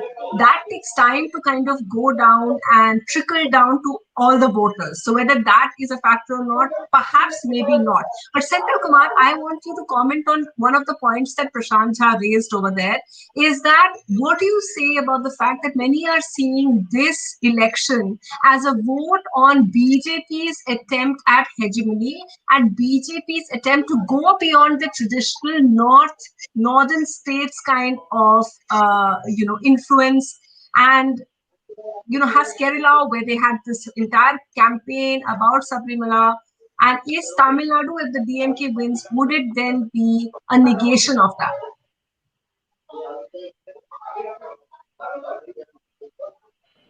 Yes, as you told, in Kerala, they went after the Sabarimala issue. In Tamil Nadu, they went after Lord Murugan with the veil, because they have different strategies, because Ram doesn't work down south over here. So they have strategies of religion through caste and other things which they have been trying to think. But for as particularly in Tamil Nadu, it is a big advantage that you are anti-BJP. I think the losses which you see with the ADMK also has to be credited to BJP alliance. People over here see BJP as anti-Tamil, anti-pro Tamil Nadu. They have seen them throughout the Dravidian ideologies which we have brought in the progress. They have always attempted at stalling those projects, whichever we have been trying to, for an example about the NEET exam, where we have the highest number of medical colleges and the highest number of persons going from villages to medical colleges. All these was put an end to by the BJP government. Though it was started by the Congress, still Tamil Nadu had an exclusive this thing that they were not included in that state. They had the choice of it. So BJP has been trying to push their agenda, push their systematic the ideologies into the through the hands of the ruling government. So that is biggest advantage for DMK, this being anti-BJP. That works here, that works very well in Kerala. And even if we see a light leaning of us towards the BJP, then DMK too will lose its this thing towards the from the what is connected to the ground. Aditi, I know you had a question for Prashant. I did have a question for Prashant, but I did want to ask one question before that, and that is very, very clearly. You promised your manifesto promised a lot of strong welfare measures, including you talked about monthly payment of 1,000 rupees for female heads of households, again tying into the narrative of trying to get the female voters on your side, 10 lakh jobs annually, a COVID relief for ration card holders of rupees 4,000, construction of 20 lakh. How these strong welfare measures that you proposed in your manifesto, how do you think they're going to play out for you, and what are you hoping for them? What kind of dividends are you hoping to reap out of them, Dr. Sehgal? See, whatever people call as freebies, which we have been given offered before, we would say those are not freebies. Those are added up to the social reforms. If you take the gas cylinder, the stoves which were given, what happened was people were using the wooden fire this thing. So what happened was, when you give them the gas stove, people are able to, the women folk are able to do their household, their cooking and other things before the time gap is reduced, and then they started going for schools, colleges, and then for work as an NGO groups. So we have always empowered them. Even the television which we are given, which is 10 years before, still works. And that was also empowerment of the family, where you had families not having a television, going and standing outside the windows of rich affluent families and watching. So these were all systematic things which were given to empower. So now we have not had any freebies of this. What the 4,000 which we have offered for the ration card is what the government failed to give, and what our leader Mr. MK Stalin had been repeatedly asking during the first wave of COVID. Since the 6 months lockdown was there, they were just given 1,000 rupees for the first month and left off with the remaining 5 months without any money. So Stalin had asked to give 5,000 rupees per household. Right, but AIUDF was also promised similarly. You also promised 1,500 rupees for women heads of families, washing machines, LPG cylinders. But yes, and a government job for at least one member of every family. So, it's a clash of freebies versus freebies, really.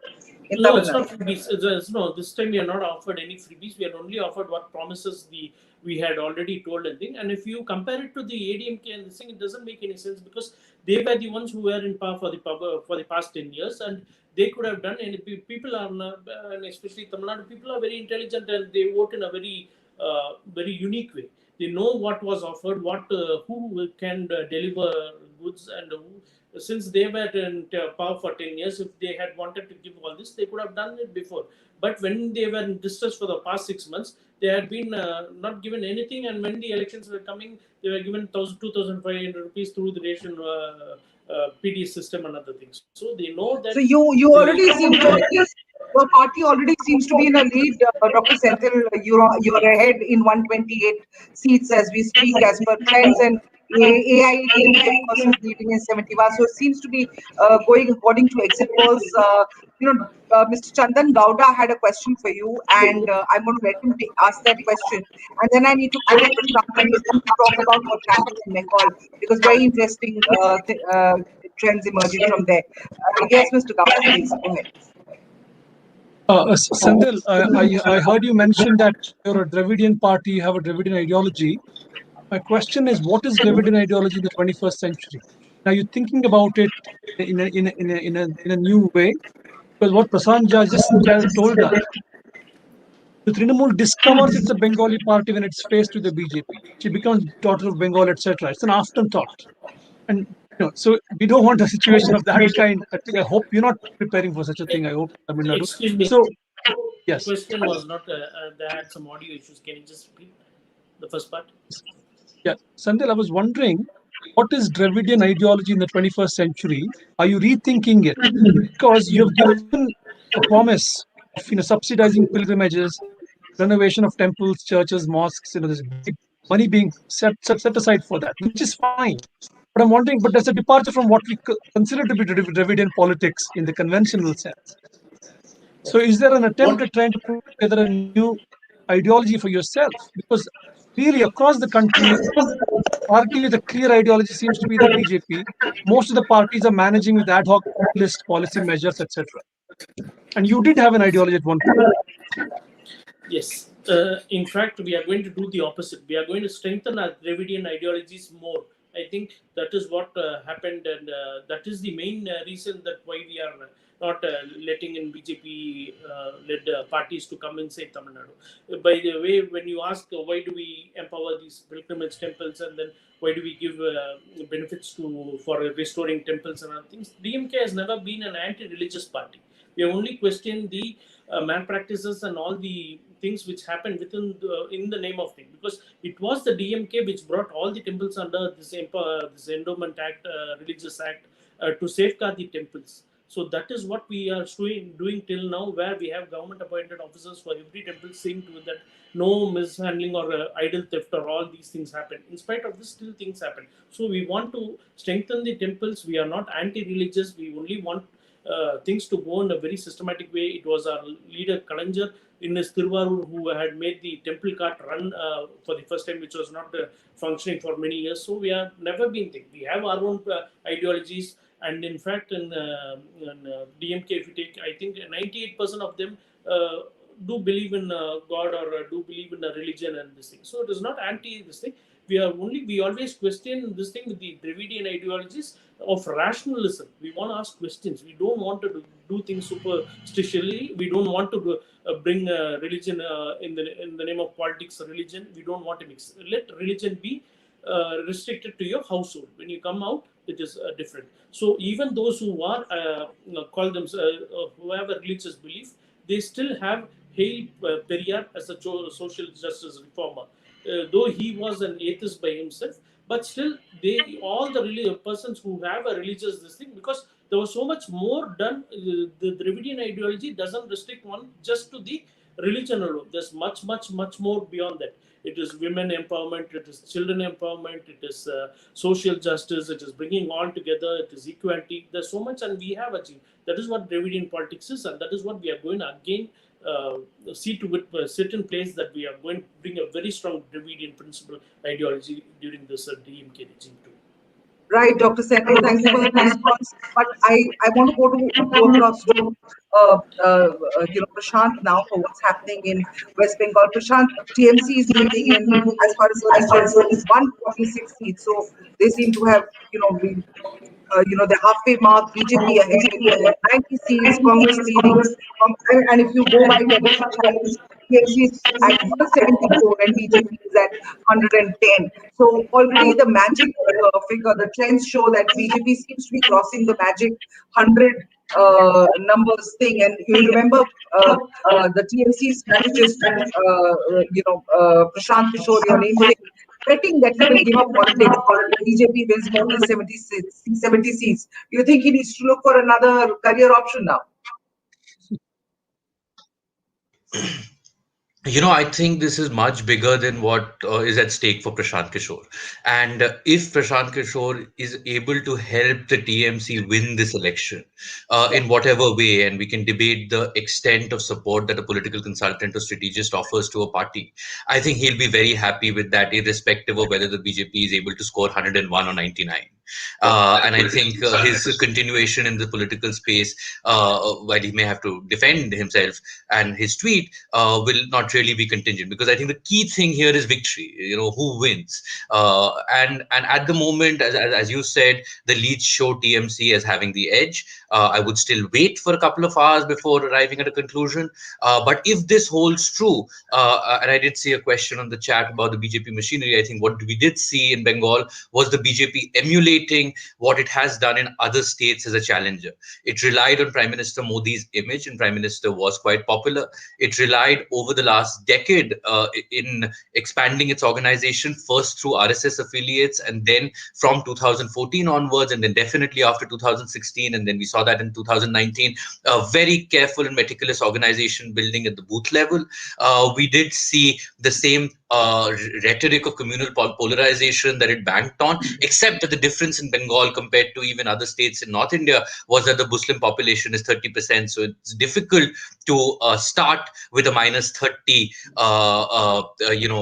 vote share when you begin. I think the BJP did suffer from two major deficits. One was the absence of a local leader, and this became a little more obvious when the incumbent Mamata Banerjee had such strong brand presence across the state. The second was, despite organizational improvement, the deficits in the organization, which is why we did see the BJP get in workers and cadres from other states in many pockets. So clearly the organizational deficit, the local leadership deficit, and the fact that the TMC hold over what political scientists have called the party society in Bengal in terms of grassroots institutions was remained very strong. And I think the BJP has, if these numbers hold true, has struggled to counter that. But we don't know if the trends change. It will show that the organizational strength and the Prime Minister's image was able to overwhelm the TMC.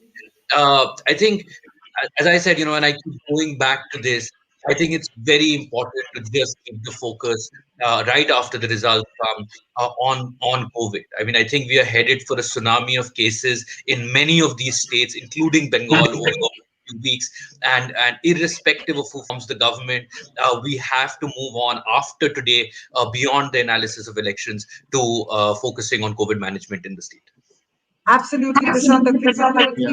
Most, it seems that many of us, we're struggling with our own personal situations here. COVID has flooded our own families and friend circles.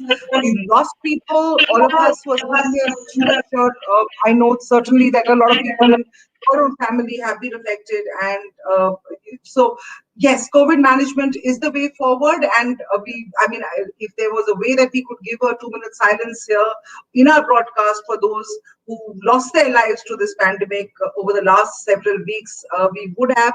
But a prayer goes out to them from all of us here. And there are many people who believe that discussing elections at this time is really not the way to go. But as a journalist, our jobs have to keep the show on, despite whatever comes our way, personally as well as professionally. Sorry, can I just clarify, Aditya? I was not suggesting that we shouldn't discuss elections. Elections are very important. This is a sacred ritual in any democracy. And it is, I just want to clarify that it is very important to understand this mandate as it happens, because these are the governments that the people have elected, and these are the governments which will have to tackle the crises that we will see in the next few weeks. So no, that I think is a legitimate exercise that we are engaged in, and let us see what future trends hold.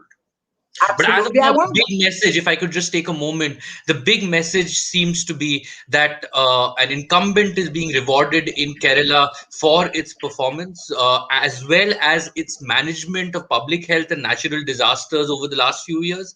An incumbent in Tamil Nadu is being ousted because of perhaps anti-incumbency, as well as the emphasis on distinctive cultural Tamil identity, which a section of the electorate clearly feels is under threat because of the NDA. We are seeing the incumbent being able to hold on to power in Bengal at the moment because of a combination of local strength, local leadership, and welfare schemes and substantial minority support. We are seeing an incumbent being able to hold on to power in Assam despite protests over the Citizenship Amendment Act, because again of a combination of welfare schemes and, we have to admit, a very high degree of Hindu-Muslim polarization if the results stay the way they are. So there is no one message that is emerging at the moment from the elections. Different fortunes for different parties, different variables in every state, but clearly we're going to see continuity in some and disruption in others. I think, Prashant, you've summed it up so far beautifully. No one clear message emerging.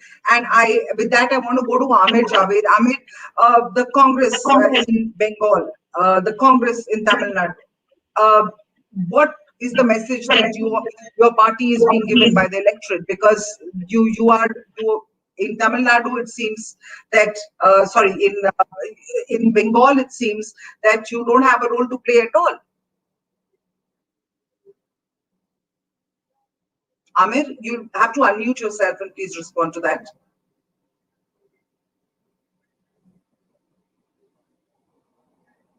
You have to unmute yourself. Yes. Thank you so much. What I would like to make our viewers understand is that You have to unmute yourself. I did. Thank you so much. Just so what I would like to convey is that What I like to convey is that Mr. Narendra Modi had always said that one nation, one election theory. But in West Bengal, I think in no part of the world have you seen that one state election was divided into 8 phases. This entire exercise was only and only to fudge the election and manipulate the election. They tried to rope. They didn't have a local face like Mr. Prashant just mentioned. They tried to poach leaders from all parties. They tried to, blackmail. They tried to lure the leaders from different parties to come and join. My question to you, Amir, sorry to come in here. My question was not about what's wrong with the BJP and its strategies. I'm asking you about the Congress and about not really having any role to play in the Bengal election. I'm coming to it. I'm coming to it. No, I'm coming to it.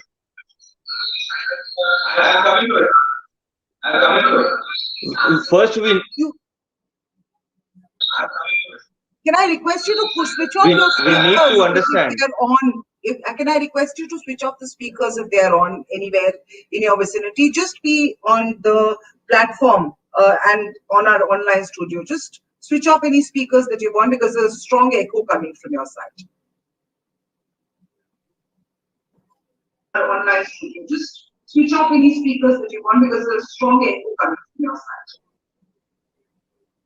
Yeah. So what we need to understand is that in West Bengal,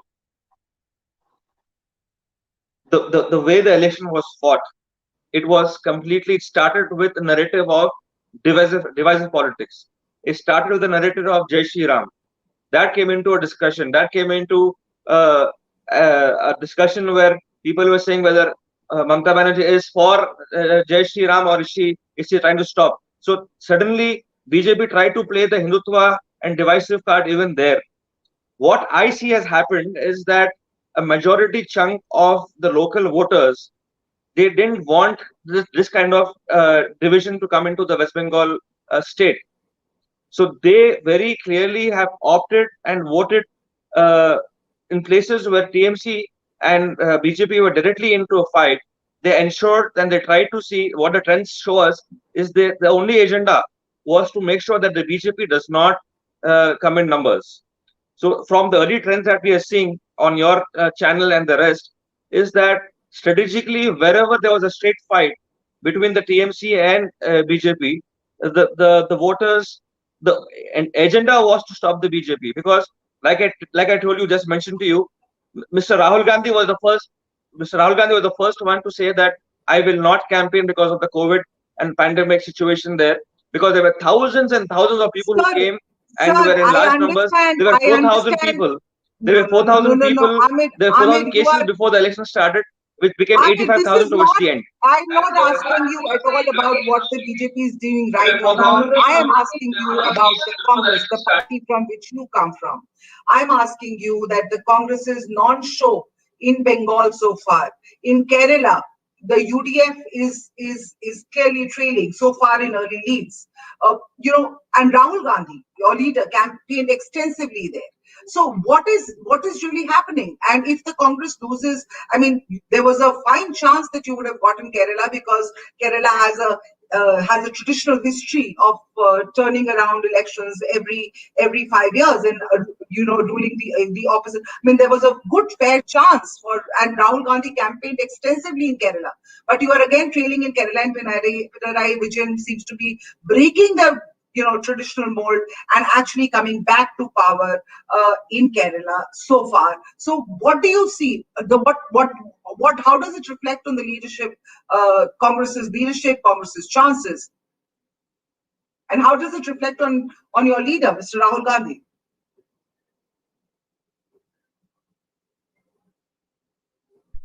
And how does it reflect on your leader, Mr. Rahul Gandhi?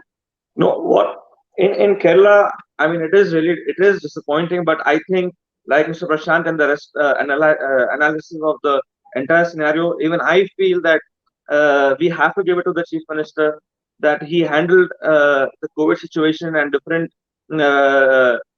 crisis that they managed, crisis management that was done was actually, it went very well with the people of the Kerala state, and that has reflected in numbers. It is a little disappointing, but eventually, I think if one has done some good work, it should be appreciated. I think it shows, the numbers are showing that people have broken down didn't follow the regular norm of changing the government every 5 years, and they have the faith in the current Chief Minister. I think that is because of the work that has been in the last 6-8 months. The way they handled the COVID also was pretty good. So I would not want to be a spokesperson just speaking against the parties, but where they have done well, I think we should give it to them. The numbers are showing in their favor. So please tell me, how is this going to reflect nationally? There is a clear thing that Rahul Gandhi campaigned extensively in Kerala. Congress, if in case of a win in Kerala, the Congress would have been in power in the 6th state, really, alongside Punjab, Rajasthan, Chhattisgarh, Maharashtra, and Jharkhand, where it's part of the ruling coalition in the last two. Now, critics will blame a poor performance in Kerala on Rahul more than anyone else, because he's been the most. He's the guy who's been campaigning there the most. How would you respond to that?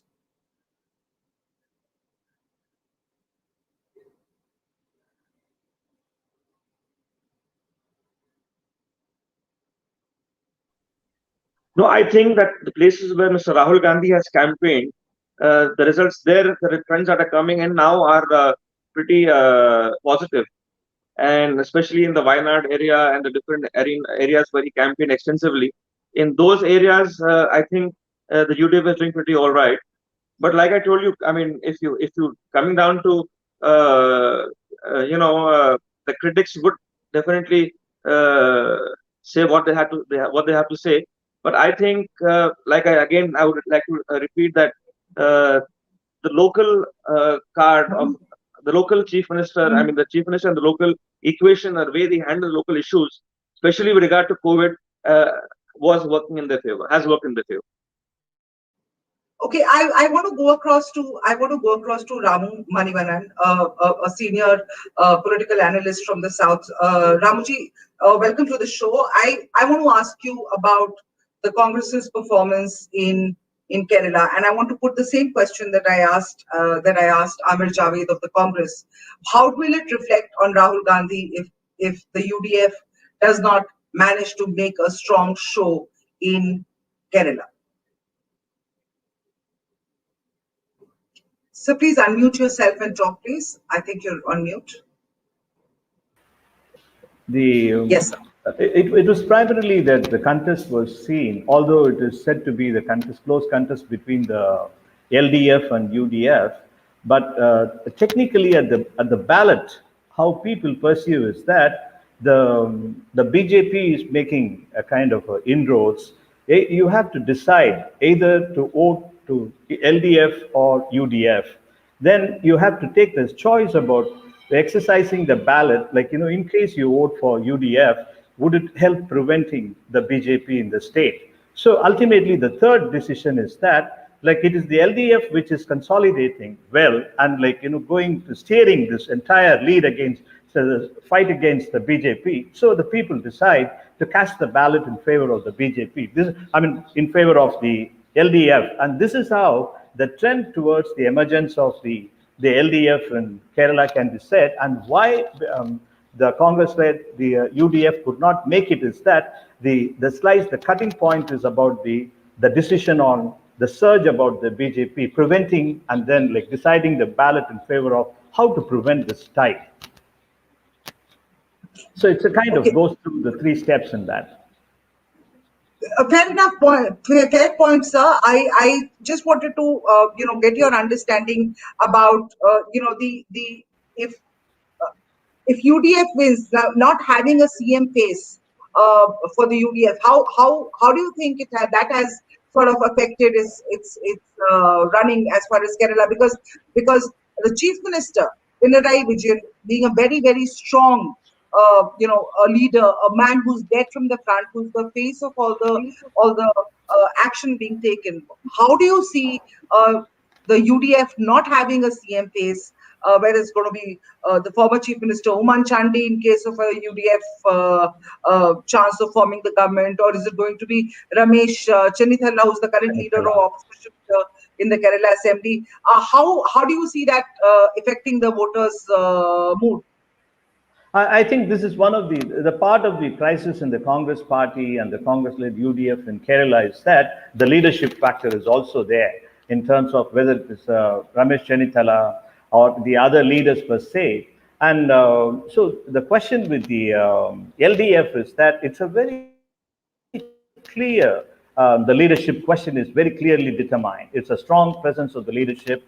And the second most important factor is that there are many places in terms of the issues in Kerala politics is that the UDF and the BJP have certain stands which are very closer. But if you take about the Ayyappan temple, Sabrimala issue. So, like, on such issues, like when there is a certain kind of confusion in the pronouncements of the leadership and as well as the political and ideological issues are concerned, I think the left has been able to make a very decisive position, and that is how they are able to come back. It is not so easy in a state like Kerala for the to make a party that is in power to come back. There's a kind of an anti-incumbency factor. And now that they have been able to overcome and come back means there should be an issue seemingly invisible, like, keeping the BJP out of the state. And that is somewhere it's a very strong factor in Kerala politics is prevailing. And as far as I can understand that. We also joined by Priyadarshini from the Trinamool Congress, and Priyadarshini, we will come to you in just a bit. But I just have, since we're talking about the southern states, you've spoken about Kerala. I want to talk about Tamil Nadu for a bit. Tamil Nadu, where the AIDMK versus DMK battle. So AIDMK seems to be losing out so far in the trends. It's the DMK which has sort of taken the lead as exit polls predicted. Finally the son coming into his own. He's been trained for the last at least 2 decades by his father to take over this position. But there are also factors like Kamal Hassan's party and he's contesting from Coimbatore South. What is Kamal Hassan? Is he going to be that the vote cutter? Or what sort of a role do you see him playing? Because right now his MNM really doesn't seem to be making much of a dent with the lead in perhaps one seat. And I want to come to that question with you, sir. Okay. Is it to me, madam? Yes, sir. to you. Yeah. Okay. Thank you. And I think, like, you know, the trend in Tamil Nadu is clearly in favor of DMK, as the exit polls observed, and even the pre-poll analysis have also thrown up this light, the possibility of DMK coming back after 10 years. And but what surprises me even today, the early indications is that, and it's not a landslide as one has been talking about. Landslide, I mean, like, you know, 150, 160 and 175. And now it's looking at about, like, you know, even if DMK can get up to 150 to 160, and it would appear to be a very strong performance. And another important factor is that, like you said about the MNC or the Kamal Hassan-led Makkal Needi Mayam, and it is certainly a kind of, it played a role as a vote cutter, as you say that, actually. And the Kamal Hassan and Seeman were expected to play the role of a vote cutters in Tamil Nadu politics in this present elections. But how I understand is that Kamal Hassan factor is that it is much more, is personal enigma, or a personal, I won't say the charismatic, but it is a kind of a strong presence in the civil society that he had for nearly 5 decades or 4 decades or so. That is having an impact more than his political or as a political vote cutter and a very systemic drive into the vote bank. But not exactly somebody who is actually going to sort of make any serious dent in the state's politics, at least in these elections. He might have a lot of personal charisma, but as far as getting votes is concerned, that really is an entirely different story. Understand your point of view, sir, and I want to bring in Sunitra here, and we have with us Mr. Sampath from a left member of parliament from Kerala, and Sunitra, please take it away.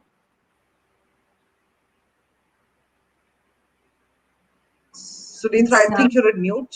Yeah. Okay.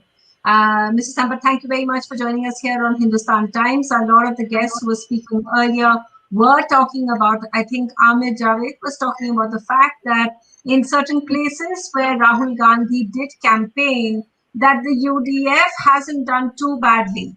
Now, if I just read out for our viewers just what the situation is at the moment for Kerala, then while the left is leading in 70, we see the UDF leading in 48, sir. Now, because it's early days yet, Mr. Sampath, do you think that this may change a little while later in the day? Because, the traditionally, the trend has always been, for the last 40 years, the trend has always been, because Pinarayi Vijayan or the left has been in government, then as soon as the elections come, the Kerala people of Kerala vote them out, bring in the opposition. So are you at all nervous?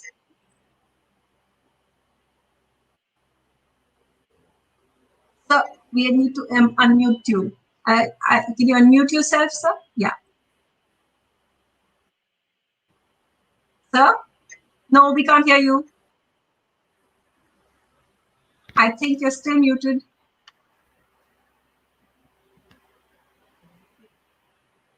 You're still muted for some reason. Okay, sir, we are going to fix this. We're going to fix this.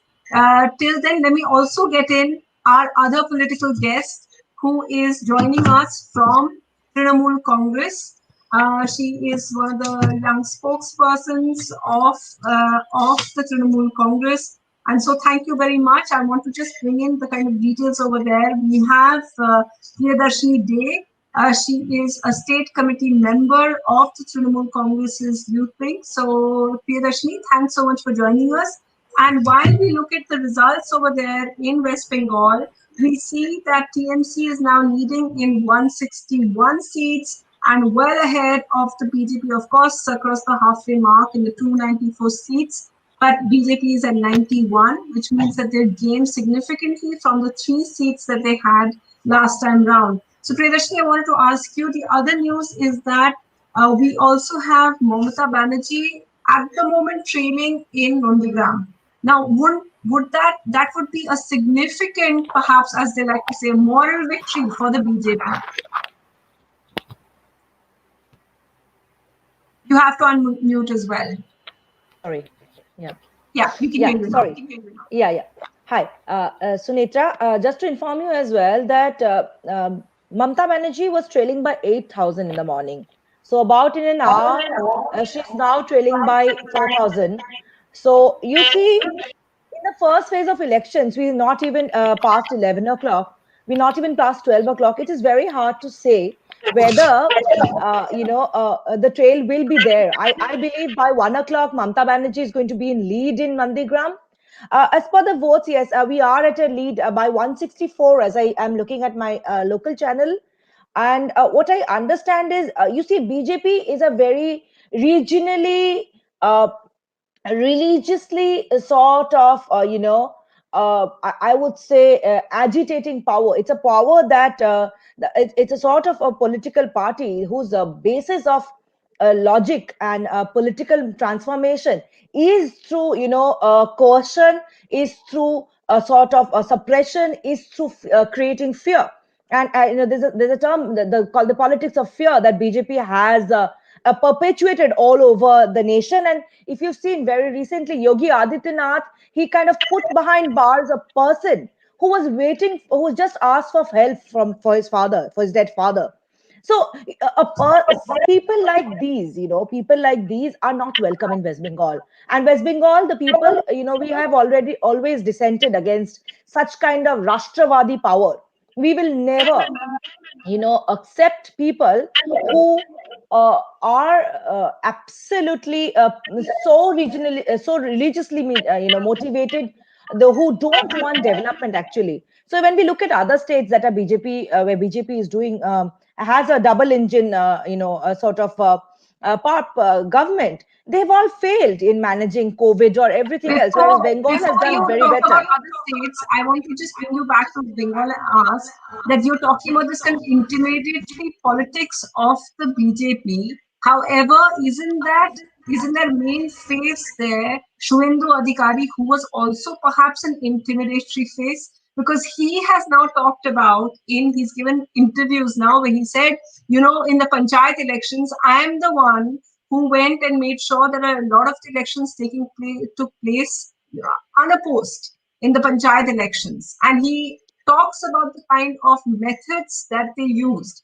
So, Priyadashini, would you not accept that some of the kind of anger and the fact that the BJP has risen from 3 to the significant beats that they have over there, less than 100, as Prashant Kishore has been saying, and yet it's significant. They might even cross 196 they're at. So that intimidatory politics I want to talk about, isn't that something that's there in any ruling party in Bengal? Sunetra, some people are always deviants, and because Shubhendu Babu was a deviant, he left. He had to go. He was asked to go. Close to He was the asked to CM. go many a time. He's always He wasn't asked to no. go. I'm We had sorry. Yes, he was asked to. We had He was, Shobhita Roy do a press conference saying that we're trying to hold him back, Priyadashini.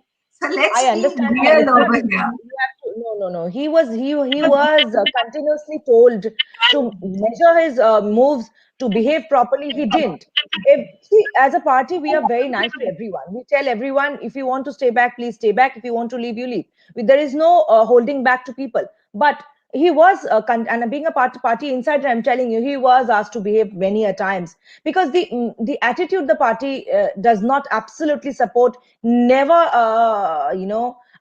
supported this kind of, coercion that he was into. Many of it was not informed to us, of course, because he had, created this ghetto. I agree with you that BJP has risen to power, Sunetra, but BJP also has risen to, create a lot of, of course, the PM Care funds is there. They have a lot of money to feed the people. And you can't say no to that, Sunetra. They try to do everything with money. So they try to buy lives with money. They try to buy oxygen with money. In the end, when I look at Delhi, the central capital has 1,50,000 rupees per liter, per cylinder of oxygen. Is that normal? They are into such kind of person politics, Sunetra. We have to agree to BJP's attitude towards things that is absolutely wrong. I agree Okay. with you that there has been. Yes, Yeah, I'll take no, just I take just want to. half a minute. I just I have half want a to. minute. Yeah, go ahead. I Go ahead. Yes, half a minute of your time. I'm sorry. I agree with you. BJP has risen to power in various of the places due to the some deviants in our party who have thankfully left the party, who have been ousted from the party. So now I believe, Sunetra, that the party that we have and the people that we are working with are absolutely we've already done a lot of development. If you look at our figures, if you look at the international prizes that we have won for women's development, for education development, we are doing very well according to the all of the government documents. So I believe the work has happened, Sunetra, and people are looking for development. People are looking for development everywhere. Bengal, what it was 20 years back, Sunetra, I was in school, and all when we were in school, we had only buns and we had only lack of electricity. I'm sitting here, Sunetra, for the last after the Amphan, we've never had one electricity glitch in Calcutta, very few in Bengal in general. So when we look at all this, who has done this? I would suggest the prolific ways the incumbency Mamata Banerjee, she has worked on it. I think it's a good thing that she has done so much good work, and people are looking at that good work and they're taking it forward. I so believe that people are going to vote for development, and that has been done by Mamata Banerjee already. Subhendu sir was already, I am always respectful towards everyone, so I'll say Subhendu sir was always a goon, and he will remain a goon. Unfortunately, it missed Yeah, our eyes. sorry, Priyadarshini, I just want to come Yes, into it. yes. You were calling him a goon. You were trying to, your party was trying to sort of hold him back into the party, into your party. As I Your was saying, party, ma'am, no, no, one second. He left. yes, Let me ask the question, and then you yes. have a free speech. He wanted to leave. He wanted to leave. You tried to hold him back. You're now calling him a goon because he's now pitted against Mamata Banerjee in Nandigram. Uh, the tactics that you're saying, the fear mongering and etc. But political observers in the state are unanimously agreed that religious polarization in Bengal has been the fallout of vendetta politics that has ensued after 2011, when the left government was overthrown after 34 long years. There was violence between Trinamool and left members that have crippled towns and villages with fear, and it's all been documented. Today, when you're accusing BJP of doing the same thing, please remember that the Trinamool Congress also has a share of goons, so to speak, and that fear is of, why they say that the exit polls in Bengal are absolutely skewed most of the time, because there is fear that people, when they come out of the voting booth, they don't want to say who they voted for. In fact, Bengal is the one state where almost no exit poll gets it right at this time, because Didi seems to be, or Mamata Banerjee and your party seems to be leading once again, as opposed to the tight race that was there. So I don't pin the blame on the other side, which as a politician you are, is valid. But please also introspect a little. Yes, ma'am, as you said, it was not a question, it was a statement from your side. So I would oppose that statement, and I'm opposing it this way, ma'am. When we have a party, when the party is growing, you have people coming into the party. And this is my, if you ask me, this is not as a TMC person, but as a political analyst, as a student of politics, as a researcher of politics. I've been looking at Bengal politics much long before I have actually entered the party. And when I looked at the party, I totally oppose you on a few things. I would remind you, there was a political riot, a very big political riot in 2008. And I remember because I got myself burnt by an acid attack from a Hindu-Muslim riot that was created and very, very much mediated by the then ruling political party. Whoever said there was no polarization back then is something that you're wrong, ma'am. I'm sorry. Unfortunately, there was no social media back then. That is something I would like to point out. There was no social media, so things were not reported. I was affected. I couldn't report it to you that, ma'am, there's this riot going on, and my college was suffering from the riot. And then the not opposition lady, the lady sitting in the opposition was Mamata Banerjee, and she had come to check out on the girls' college. No one did. No one bothered. So I'm just trying to tell you this, ma'am, that there is a political polarization. There is, coercion. There has been Morik Jhapi. There has been many people have been burnt in buses. The Ananda Margis have been burnt in buses, and no one remembers them. Obviously, let me say, ma'am, you're not letting me complete. Ma'am, you're not I let letting you me speak complete. for so long. I want Bhanu to come in. I'm not Yes, going to counter you. This is not a slanging match between you and me. But this was just an observation that I had, which I put across. Yes.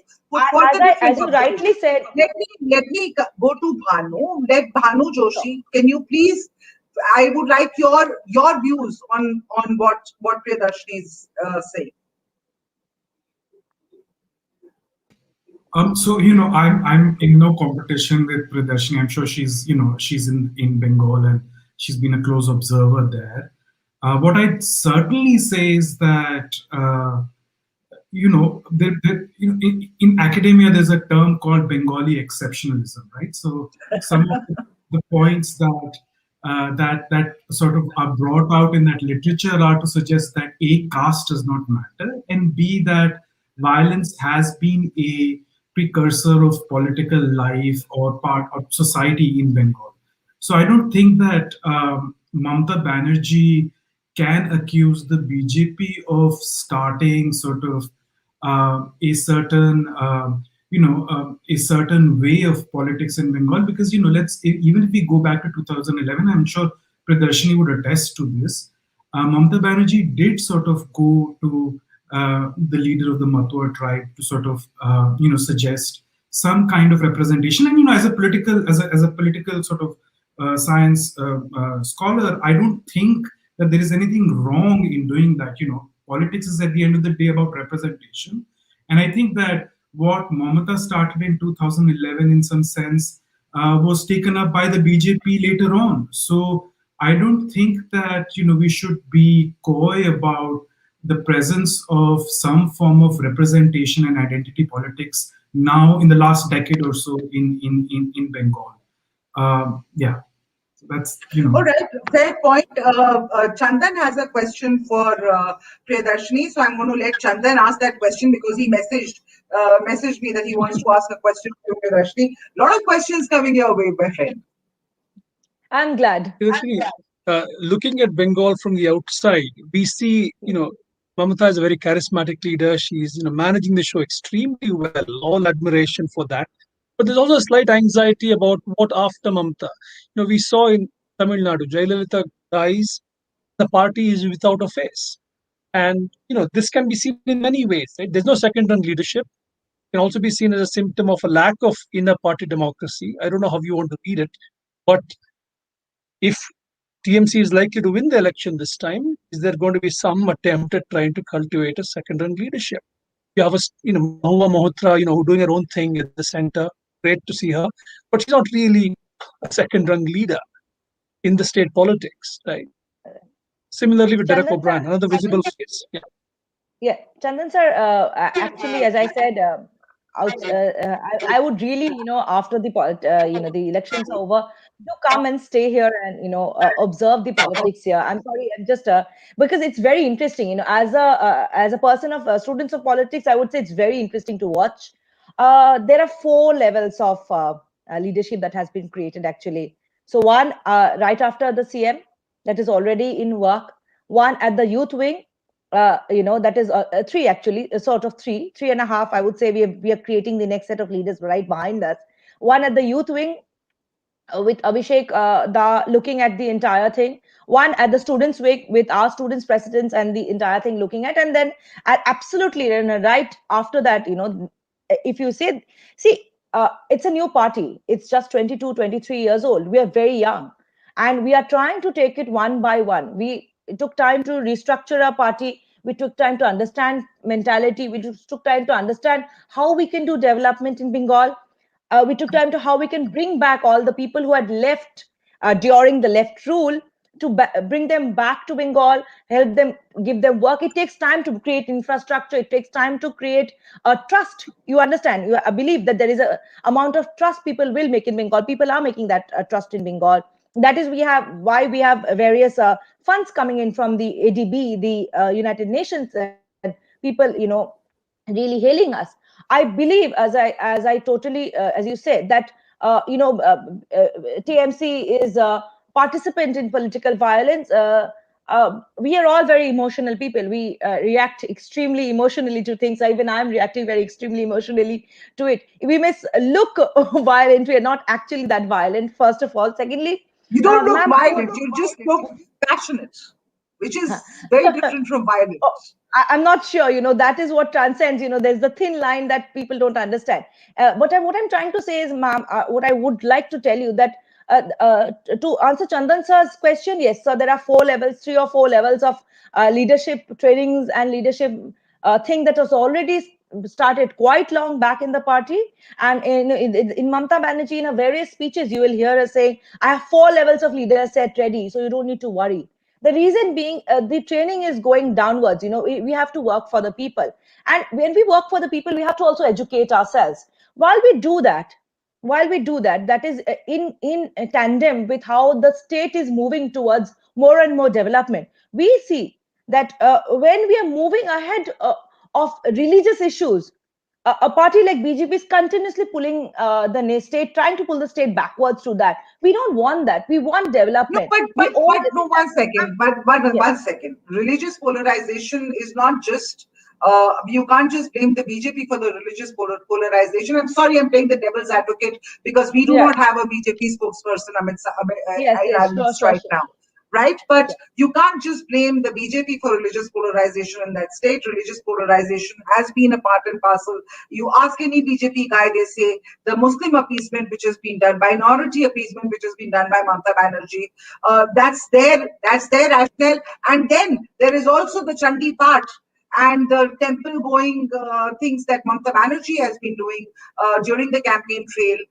So let's not call it just, it's a polarized campaign, yes, but to blame just the BJP for it, it's No, possibly I beg taking it to a bit differ too here. far. I beg to differ here. I beg to differ. If you look at India's national growth, you see the minority, the Muslims. They have been absolutely continuously, and we've seen that there is not enough development in the Muslim sector. If you do research, I've seen various research papers. The sector is not developed. Education does not perpetuate to them. So providing them with education and education subsidy, No, if I'm that is not Muslim talking, appeasement, I'm sorry, not ma'am. talking I'm really nationally. sorry about My that. friend, If I'm you're not talking letting Muslim nationally. women to study, I'm sorry, Bengal does lets Muslim people study. They allow people to No, go but ahead and it's not that participate for nationally themselves. Muslim people are not being allowed to study, Priyadashni. So I'm sorry, ma'am. but I If you don't look at want to get the into that.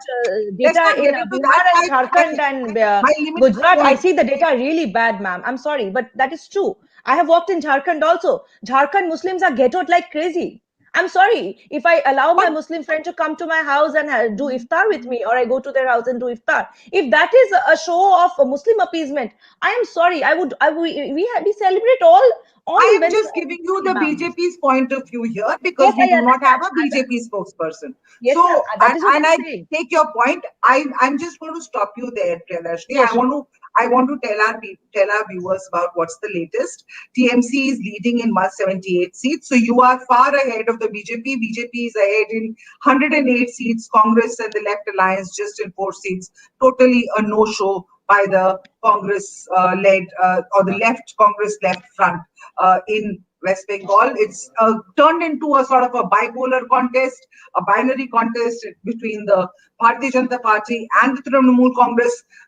Credit to BJP here because even they had 3 seats last time, and this time if they are ahead right now in 108, if they cross the 100 mark, that also is going to be a big improvement from last time. But having said that, nothing close to what Amit Shah had been claiming that they're going to form the government. That doesn't seem to that does not appear to be likely. But even as we speak, TMC in Nandigram, Mamata Banerjee is trailing by 8,200 votes against BJP Suvendu. That's the latest we are getting from there. And I want to come to you, Chandan, to talk about whether or not, if Mamata loses Nandigram and TMC, of course, gets Bengal and TMC crosses the majority mark in Bengal, which is looking likely as of now. What do you think? Because it is going to be a sort of a personal setback for Mamata if that happens. And then I'm going to come to you, Dr. Sampath, you're here, and then we're going to talk about what's happening in your state. Yes, Chandan, please. Aditi, it's difficult to predict what she will do. I mean, the ethically, proper thing to do is to accept the defeat and wait for your turn next time. But normally, what we see happen is, there's an MLC route or contest the election. You ask someone to vacate the seat and contest 6 months later. These are things that we have seen happen. So it depends on what her colleagues will urge her to do, not just her decision. So I'm not clear of what precisely might happen if she loses none. All right. But as symbolically, it will definitely not go down well. That's for sure. That Nandigram launched her party, and if she's losing there is absolutely fair point. Sunitra, please. I think Dr. Sampath has been waiting too long. You had a few questions for him. Thank you for coming back, and I hope that we can hear you nice and clearly now. Can you, Dr. Sampath? Yes. Sunitra, I hope you can hear me and yes, we can. You can see me. We can. So is it okay? Yes, and obviously, you should be in a good mood, because as we look at our results, it seems that the exit polls have been proved correct, and it looks like you're about to buck a trend, a 40-year-old trend that has been there, that we've had a change of government every time there is an election in Kerala. That's been the trend for the last 40 years, and this time it looks like Pinarayi Vijayan's government is going to buck that trend. Speaking at a time, we're speaking almost noon now, to what would you credit that achievement by the Chief Minister? Thank you, Sunitra. Thank you for giving me an opportunity to share some time with you and having a space in this August media. Anyway, the first round of the or the second and third round of the counting is almost over in the state of Kerala, and the trends are showing that the Left Democratic Front, led by the CPIM, under the Chief Ministership of Comrade Pinarayi Vijayan, this government is going to continue in power with more strength and more vigor. I mean, because while the LDF came into power 5 years back, it was having 91 MLAs. Or when we were going to the polls, the total number of MLAs the LDF had in the state legislative assembly was 91 out of 140. And the recent trends, it shows that there is no anti-incumbency factor, and it is almost just like a pro-incumbency factor. This is all politics. Here, the people have already, they cast their vote from their experience. The Kerala is a model, it's a role model, and the Kerala has shown that we have an alternative. That alternative is against if you study that alternative and you compare with the NDA, the union government's policy, their programs, the policies and programs which were followed by the LDF government, there is vast difference. Here you see the privatization of the public sector, the disinvestment of the public sector, and allowing the large multi-billionaires, the corporates, to loot even the natural resources of this nation. And while the COVID-19 pandemic is on the spree, and the people have been, they feel that they have been left alone, and it is just like they are stranded on a desert. Here in Kerala, nobody is left to starvation. Here, the public education, the public health system, and the social security system, we have been able to show a good role model in that. You see, even in this, anyway, while we are discussing about the counting results, which are being pouring into, the Kerala is one of the 5 states where in the whole nation. We are almost fifth or sixth in the largest number of the COVID-19 patients. But if you look into the data of the rank 1 to 10, the Kerala, the name of Kerala is missing. Where in the COVID death cases, we are not in the first 10. It means that the confidence that the government has built upon the minds of the people, and the LDF government under the leadership of Comrade Pinarayi Vijayan, which has been able to instill the hope upon the minds of the people that we shall overcome the COVID-19 pandemic. For sure, Not sir. only I that, agree with you. we have overcome 2 floods, one Oki, one Ebola virus, then Ebola virus and Nipah virus. All these challenges we had to face. At the same time, it is just sorry to use such a term that the union government led by the BJP, when they consider Kerala, it is just like a state which they love to hate. This is what I feel. Here in Kerala, the people are not inclined to the left extremism and neither to the center to the right politics also. We always, the mind of the science of Kerala is always to uphold the values of the constitution and also to protect the values of the secularism also. Of course, we in Kerala, you see, people belong to different religions and castes and creeds also. Of course, but we all live together and we want to live together. If you see the history of Kerala during the last 5 years, not even you cannot cite even a single killing on communal basis. Let it be Diwali, let it be Ramadan, let it be Christmas or any other gathering or any festival on religious ground. Not any type of ethnic cleansing. We cannot imagine it in Kerala, even in our worst nightmares here. This is the peculiarity of the Kerala civic society. In this situation, the people from their experience, who stood by the people, it is just like the good Samaritan during your bad days. It was this government which first offered the rupees 20,000 crores package first. And it was in Kerala, it was the Legislative Assembly of Kerala under the leadership of Comrade Pinarayi Vijayan, which first passed a resolution against CAA. You see, cutting across party lines, that was the politics. At the same time, we fight the communalism, we fight the divisive forces. The people of Kerala, they have, when the pre-poll survey predicted LDF will come to power again. It is creating history. It is. No, so and what it also predicted that Mr. the LDF is going to have a counting majority. Now, the results, almost, it is coming. And by around 1 o'clock or 2 o'clock, I hope more than half of the votes will be counted. And the trend is that there is no question of going back. Anyway, it is LDF is almost, it is between 90, more than 90, and it may go up to 93 or 94. It means that more seats that which the LDF was having in the outgoing assembly.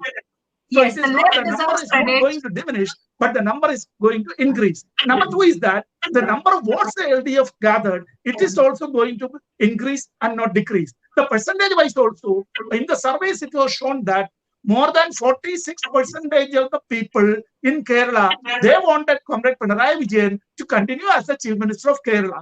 It is a question of politics, it is a question of policies, it is a question of programs. It is, we are showing the nation that there is an alternative. Yes. Okay. Thank you. I just wanted to just, what a lot of what you're saying perhaps looks vindicated right now because of the results and what the results are showing, which is an unequivocal endorsement of the Pinarayi government. But what's also interesting is the fact that we're seeing certain, the BJP's Sridharan, who almost, who was pitched as a chief minister candidate sort, that he's leading right now. So that's important as well. Yes, so that's important as well. So Aditi, you want to take it forward from there? It's interesting what Sir has said, but it's interesting also that some of the leads coming in from there. And I just wanted to point out that Sridharan for the moment is winning there as well. He's a BJP. Yes, Sridharan, yeah, the metro man from the BJP, but the BJP itself not making very great inroads from the one seat last time to about, they seem to be ahead in about 3 or 4 seats so far as results are coming in. Sir, I wanted to ask you one specific question with regard to, your the Pinarayi Vijayan's, this huge mandate which seems to be coming your way. Do you feel that the left's LDF's welfare measures, the COVID crisis handling, because Kerala is one of the few states in the country who've actually managed to, you've got a huge, one of the first states to get a huge incidence, to start reporting COVID cases. You managed it well. There was the Kerala model, and then the virus came back. There was a second wave. You're still managing to do very well. What the handling of your COVID-19 crisis of your particular state? How far do you think this sort of a reward from the electorate is because of that?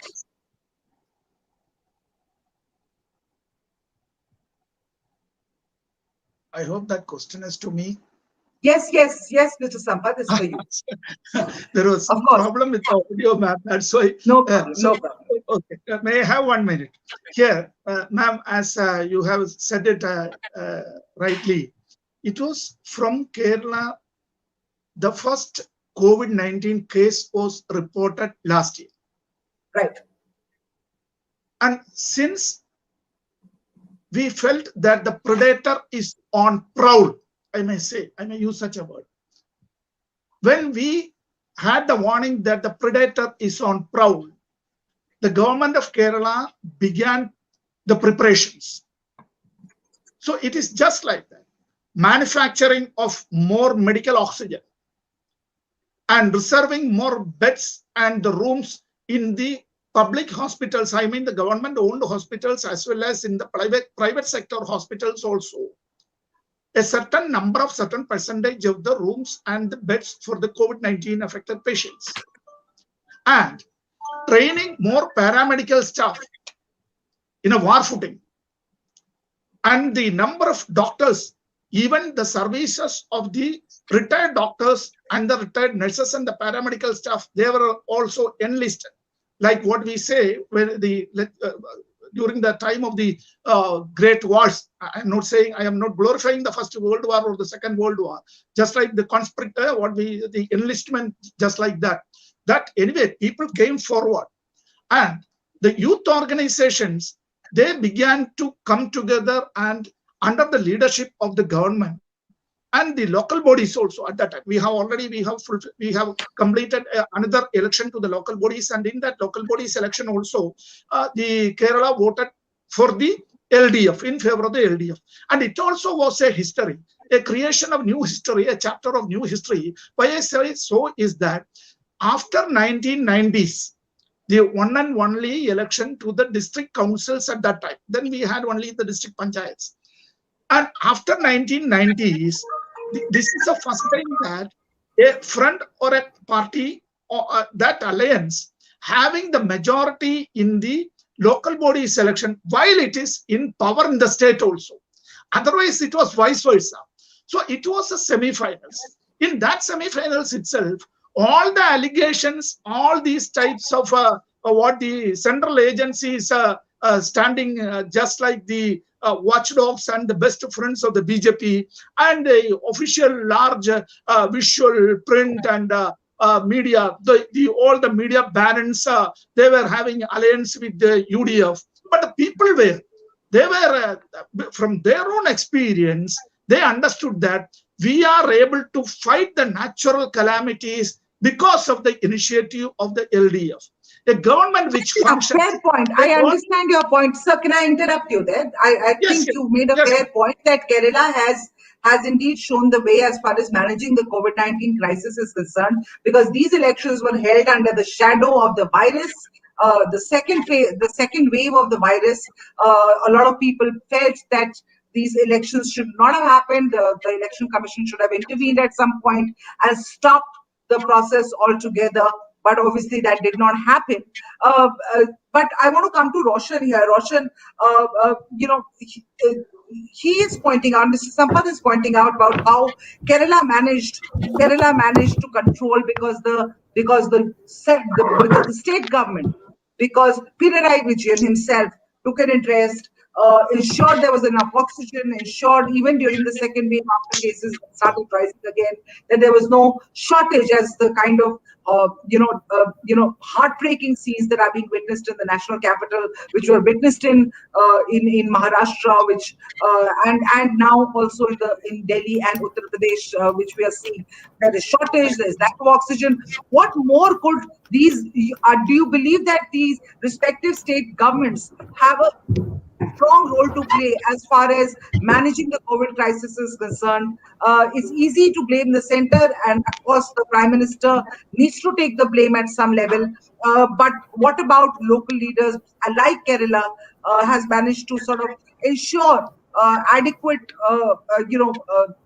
programs to sort of control the spread of the virus? Why haven't other states been able to do it? I'm sorry, Aditi. Are you asking me why have other states not been able to do it?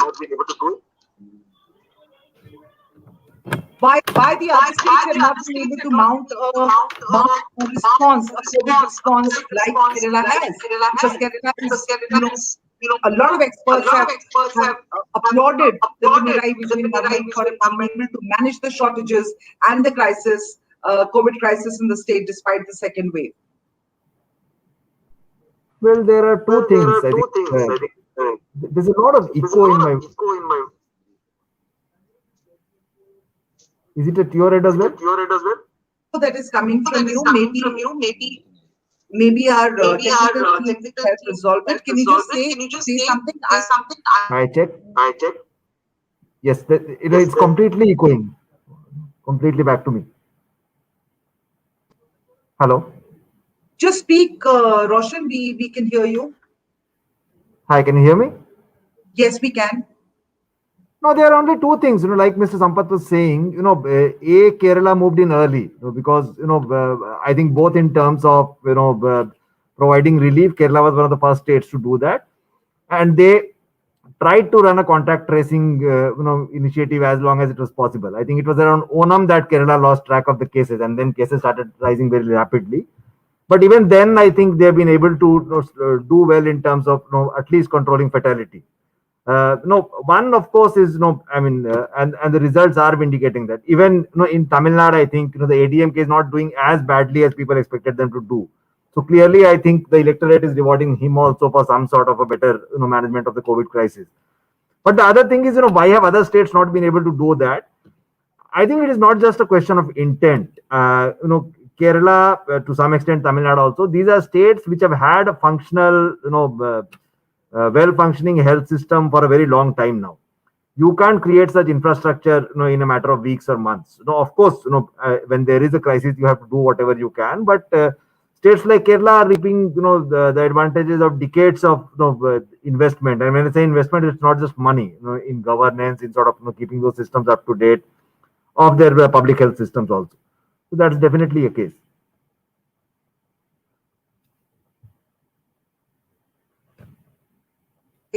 Sorry, I think my mic was mute. Roshan is here for a short while with us. Thanks, Roshan, for that response. But Roshan, I want to, because you're here for a short while with us, I want to talk to you about the results which are coming in from West Bengal, completely contrary to what exit polls predicted, that's going to go down to the wire. A majority of exit polls predicted that it's going to be a very tightly contested race, but Trinamool. And so it seems that Mamata Banerjee's popularity does remain intact as so far as leads till 12 o'clock show. Your response to that?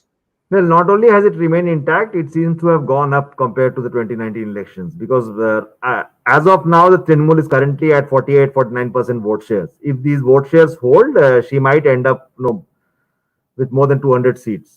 So, I mean, clearly she has actually, rather than losing ground, gained ground between now and 2019. So that is one thing. But what about the left and the Congress? Again, seems to be a total wipeout of the left and the Congress in the state, so far as the trends are showing till now. What I mean, it's a complete it is turned into a completely bipolar election. See that the best thing the way to look at this question is to go back to 2019. The BJP had around 40% of the vote share. The Trinamool had around 43% of the vote share. The BJP won 18 Lok Sabha seats. The Trinamool 23 Lok Sabha seats. What seems to have happened is that the left, and the Congress put together, there's been a complete wipeout. I think it will be the CPIM, which is the biggest left party. I think is not even leading in one seat right now. So. Even the Congress in its bastions of Malda, Murshidabad, etc., all of that vote seems to have gone to the Trinamool Congress. So, I think whoever a large chunk of the left Congress voter, who we can also assume were anti-BJP voters, they have completely consolidated towards the Trinamool. And this also includes in places such as Malda, Murshidabad, etc. This includes Muslim voters in a big way also. That has happened. But even the BJP, it is right now at around 37-38% vote share. So even that 2-3% vote share, which cannot be Muslim vote share by any stretch of imagination, even the BJP has lost a couple of percentage points to the Trinamool. And in a bipolar contest, it can translate in a huge difference between seats, which is what seems to be happening right now. Neha Joshi, your response from Neha Joshi from the BJP joins us. Neha, completely contrary results coming in to what Amit Shah had been proudly proclaiming, that we will form the government in West Bengal, and not just Amit Shah. I mean, even Prime Minister Modi and sundry BJP leaders. What do you think is happening? What do you think went wrong? Do you think that the last three phases of the elections, which were held under the cloud of the second wave, has that made a dent in BJP's prospects in West Bengal, from what you had earlier predicted to what we are seeing coming in as leads? Thank you for having me. And first of all, let's not call the election right now. We're far from, being done as far as yes, absolutely is concerned. So let's wait, at least till 4 p.m. to really call the election and say where any party stands. Now, coming to the answering the specific question about, the second surge of COVID that our nation is currently reeling under. When the election started, every one of the political analysts, leading anchors, they said that the Kisan Andolan, the farmer protests, are going to have a huge impact on these elections. And that was, the narrative was that is going to change the way these elections are going to be fought, the way the results are going to be. That clearly doesn't seem to be the case. Assam, we're clearly forming a government. Everybody said that, the anti-government sentiment is very strong. Pondicherry, again, we are performing very well. So, narratives keep changing. But what doesn't change with the narrative is the mood of the voter. The voter in West Bengal, we are pretty convinced that the voter in West Bengal wants a change. And the trends right now are, I think an hour back BJP was at 110, leading at 110. I see that there's a slight dip right now, if I'm updated, and this can change by the minute. So I think I'm going to wait till a little more before calling the election. We are confident that the women of West Bengal especially have voted for change, and the results are going to be much more favorable to us than they seem right now. But you did not answer my question about the last three, the fair points that we should not call the elections right now. The last three phases, which were held under the shadow of COVID. I would really want to talk about the throwback or the fallback for the Bharatiya Janata Party, which has been accused of poor response to the pandemic and in the second wave. Has that dented your chances? Do you see the last three phases not working out as favorably for the BJP as the first four phases, perhaps, or first 5 phases? Okay, so I'm going to break that question into two. One is that we're definitely sort of facing the worst ever that we could as a country in terms of the second surge of corona. However, the popular narrative seems to be that BJP was the only one contesting these elections, and the TMC or the CPIM rallies that were happening were basically, generating oxygen of some sort. So I think some sections of the media would have us believe that it was the BJP that is solely responsible for the election, whereas it was the election commission decided that they wanted to go ahead with the election. It was up to the election commission to decide if they wanted to postpone, cancel, whatever is constitutionally feasible. I'm not an expert on the constitution, so I can't comment on that.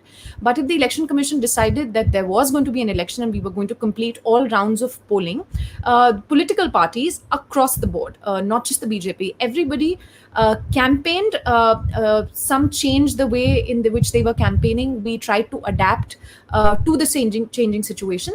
But this whole narrative that there's going to be backlash only on the BJP, people knew which all parties are contesting election. And if you're calling Bengal a bipolar contest, TMC was equally aggressively contesting the election. So I would absolutely reject that narrative that, health, which is a state subject, if the citizens of West Bengal understand it, talking specifically of West Bengal, taking it as an example, they would understand that it is as much the state's responsibility as the center's. So Neha, your point is well taken, but remember that this entire, when the entire COVID battle began, it was the Prime Minister who took the lead, and it was the center which was, actually telling the states what to do at that particular time. Later, of course, yes, he decentralized it. So if the blame is to fall on anyone's lap for the second wave and the poor response to it, it has to be both central and the center and the states. It cannot just be said that health is a state subject. But that's exactly what I wanted to say. Right. I want to go to. We have a Priyadarshini from the Trinamool Congress here. Priyadarshini, do you want to respond to what Neha is saying? Health, she says, is a state subject, and yes, agreed. What in terms of the COVID response of Trinamool, the voters seem to be, it seems in the lead so far that they are getting you back. But the COVID response so far, I mean, if Amit Shah was holding a rally, so was Mamata Banerjee. If the masks were not on in Amit Shah's crowded rallies, the masks were not on in Mamata's rallies too. Respond to that. You're on mute. Please unmute yourself and talk. Yeah, I'll take 2 minutes of your time, for everyone's time. So I'll take it one by one. So I'll just start with a small post I saw on Facebook. I'm sorry, I have to share it. So, there's this post from Delhi coming along from someone very up there in the center saying, some reporter saying, if you want to win the elections in Bengal, you have to stop catcalling women. So I would, the current PM, he spent his last 2 months, honeymooning in Bengal. I would really say that, because he was here more than he should have been. And when we were there in Amphan, when we needed the central minister to come and support such a big disaster like Amphan, he just came, he saw from the helicopter and he left. So we were left to manage everything on our own. Even with funds, he gave us 1,000 crores, saying 1,000 crore for 10 crore people is fine. It's about 100 rupees a person. I'm sorry, these things really go down with people. And with regards to COVID management, ma'am, I'd like to say, please watch 7 days and see how the numbers go down. Because when people from outside were brought in, from Bihar and Jharkhand to attend rallies, we had requested, and I remember writing a mail myself to the central government, that we've already said that, outsiders, they have to come with their COVID reports. People are beating up police people in the train stations for asking for COVID reports. Why? So we had people coming in trains and buses from outside states to attend rallies for the BJP, and we couldn't control them. Yes, we did have crowded rallies ourselves. I'm not saying we did not, but they did not have to, put a 7-phase or an 8-phase election. When we repeatedly said, please don't, we folded hands. Everyone, all sections of the Bhadralok community, as you say, the Abhadralok community, as you say, the Hindus, the Muslims, everyone requested the election council. We had said, everyone was saying, do not put 8-phase elections, bring in more company, do it in 3 phases. We know that there's going to be a pandemic. We have to fight our war. We have to win the elections. But you see, Mamata Banerjee has done a lot of good work in the last 9-10 months, and it shows in our results. And by the way, I'd like to inform you, if I am not wrong, Mamata is in lead in Nandigram. That is what the immediate reports are telling us. So what I want to say is, yes, ma'am, I'll just take one more minute. What I want to say is, yes, we did, all of these events did put Bengal in a tight spot in the last 7 days with regards to the pandemic. But as I'm saying, Bengal does not have shortage of oxygen, neither does it have shortage of beds. So we will manage, we will get it better. And in 7 days, Bengal will be in control of the entire situation. Unfortunately, UP, Bihar, and Jharkhand and Gujarat will not be in control because obviously they were dependent on the central government for a lot of things that they did not get. And that's their problem. But as I would say, Joshi, no, that's okay. Yes. I think you've spoken enough. Thank you. Thank you. Ma'am, I'll take 10 minutes to of your respond time. to that. I do not want it to be a one-sided discussion. Please, we've given you ample time to speak. Now, Neha, I want you to respond to that. Then I want to go to Roshan because he has a news meeting scheduled and I want to get some inputs from him on the southern states before he leaves. Yes, please. My counterpart from the TMC contradicted herself so many times that anybody who's watching this show today would would see the picture very clearly. On one hand, she's saying that it's not like we didn't do huge rallies, but it is the BJP who is to blame because we got people from outside. I'm sure she has the RT-PCR report of Mrs. Jaya Bachchan, who was called in from Mumbai to campaign in West Bengal. I don't know in what capacity. She is not a member of the BJP. She's not from Bengal. Again, like I said, she contradicted herself so many times that it's very interesting for a TMC spokesperson to again bring this issue of Bohir Ghoto, which actually I'm pretty confident is going to hurt them because the more they try to project the BJP and its leaders and outsiders, the more ground BJP gained. The fact that BJP had gone from 4% to over 40% was because we have a cadre, we have an organization which we will use to the T. I'm from Uttarakhand. We have elections next year. BJP leaders from all over the country are going to come here, help us campaign, help us win the election. That's how an organization works. We have a system. TMC is limited to the West Bengal, but West Bengal is not Bangladesh. Any leader from the country, any citizen from the country is free to come and campaign.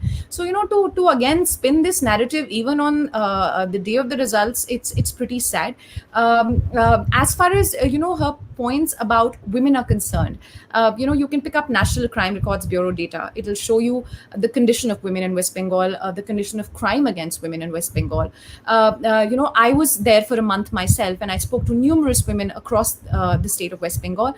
And I am very, very confident that the silent voter that we always talk about in any given election, the silent voter for the BJP in these elections is going to be the women of West Bengal. Like I said, it's too soon to call the elections. I hope I'm there with you in the evening, I believe. We're going to be in celebration mode because we are going to form the government in West Bengal. But Mamata Banerjee is still trailing, by the way. Let me correct her there too. Mamata Banerjee, yes, I agree. As far as they will form the government in West Bengal, as far as the leads we have now, that's clearly cannot really be a possibility as we see it as of now. Roshan, I'm just going to come to you, and then I'm going to go to my other esteemed guests, Chandan Gowda, and of course from the Congress we have Amir Javed with us. Roshan, tell us what do you see happening in Kerala and Tamil Nadu. We've talked about West Bengal, we've talked about Assam, we've talked about Puducherry, but Tamil Nadu and Kerala are very interesting. Kerala, of course, Pinarayi Vijayan, the incumbent government, getting rewarded for having sort of delivered as far as COVID is concerned, and as far as Tamil Nadu is concerned. It seems that it's the DMK sun rising. Stalin's time has finally come to emerge from the shadows. Well, it is not that simple, Aditi. I mean, you can't say that in Kerala people are rewarding, the CPM for managing COVID, and in Tamil Nadu they are punishing the ADMK. I think elections are fought on a lot of other factors also. Agreed. These are two states which have done relatively better in managing COVID. But you have to see, if you go back to 2019, the CPIM in Kerala has actually made a huge comeback. They won only 1 out of the 20 seats in the 2019 Lok Sabha elections, and from there to come back, defy a 4-decade-old trend in the state and retain power is a big thing. Similarly, the scale of DMK's victory is not as impressive as it was in 2019. So clearly, I think a section of the voters at least thought that the ADMK was also slightly more deserving, at the state level than it was at the national level. So we'll have to wait for these are I think around 15-20% of the votes have been counted so far. But we'll have to see if these trends holds. Then of course there are a lot of factors. COVID will definitely be one of them. But this, once again, to me, if it underlines one thing, it is that people have started voting very differently at the state and national level. That will be my big takeaway from these things. A big takeaway: people voting differently. And why do you say that? Can you just explain that? Like I said, in Kerala, the Congress alliance won 19 of the 20 seats in 2019. That is just 2 years ago. Yes. Look at where we are. Similarly, in Tamil Nadu, the DMK swept the state. It won 38 out of the 39 seats. It is winning, but its scale of victory is not that big. So in one question, one state it's a question of direction. In the other state, it's a question of magnitude. Well, the big difference West Bengal as well. Yeah. Right. The difference between 2019 and now is perhaps the biggest difference. There are many other things, but the COVID pandemic hitting us is one of the key things that has happened in between these two. And I just want to ask you about, before I let you go, Roshan, about Congress in Tamil Nadu. The UDF, as far as the trends so far show us, UDF not making a comeback. What will it mean nationally for the Congress and for Rahul Gandhi, who led the campaign, led the charge there in Tamil Nadu? So there are two ways to look at it. So the Congress in Tamil Nadu actually agreed to what the DMK offered it, agreed to contest. They are winning. Congress in Kerala has got a huge problem on its hands because they were actually supposed to come back to power if you look at the state's political history.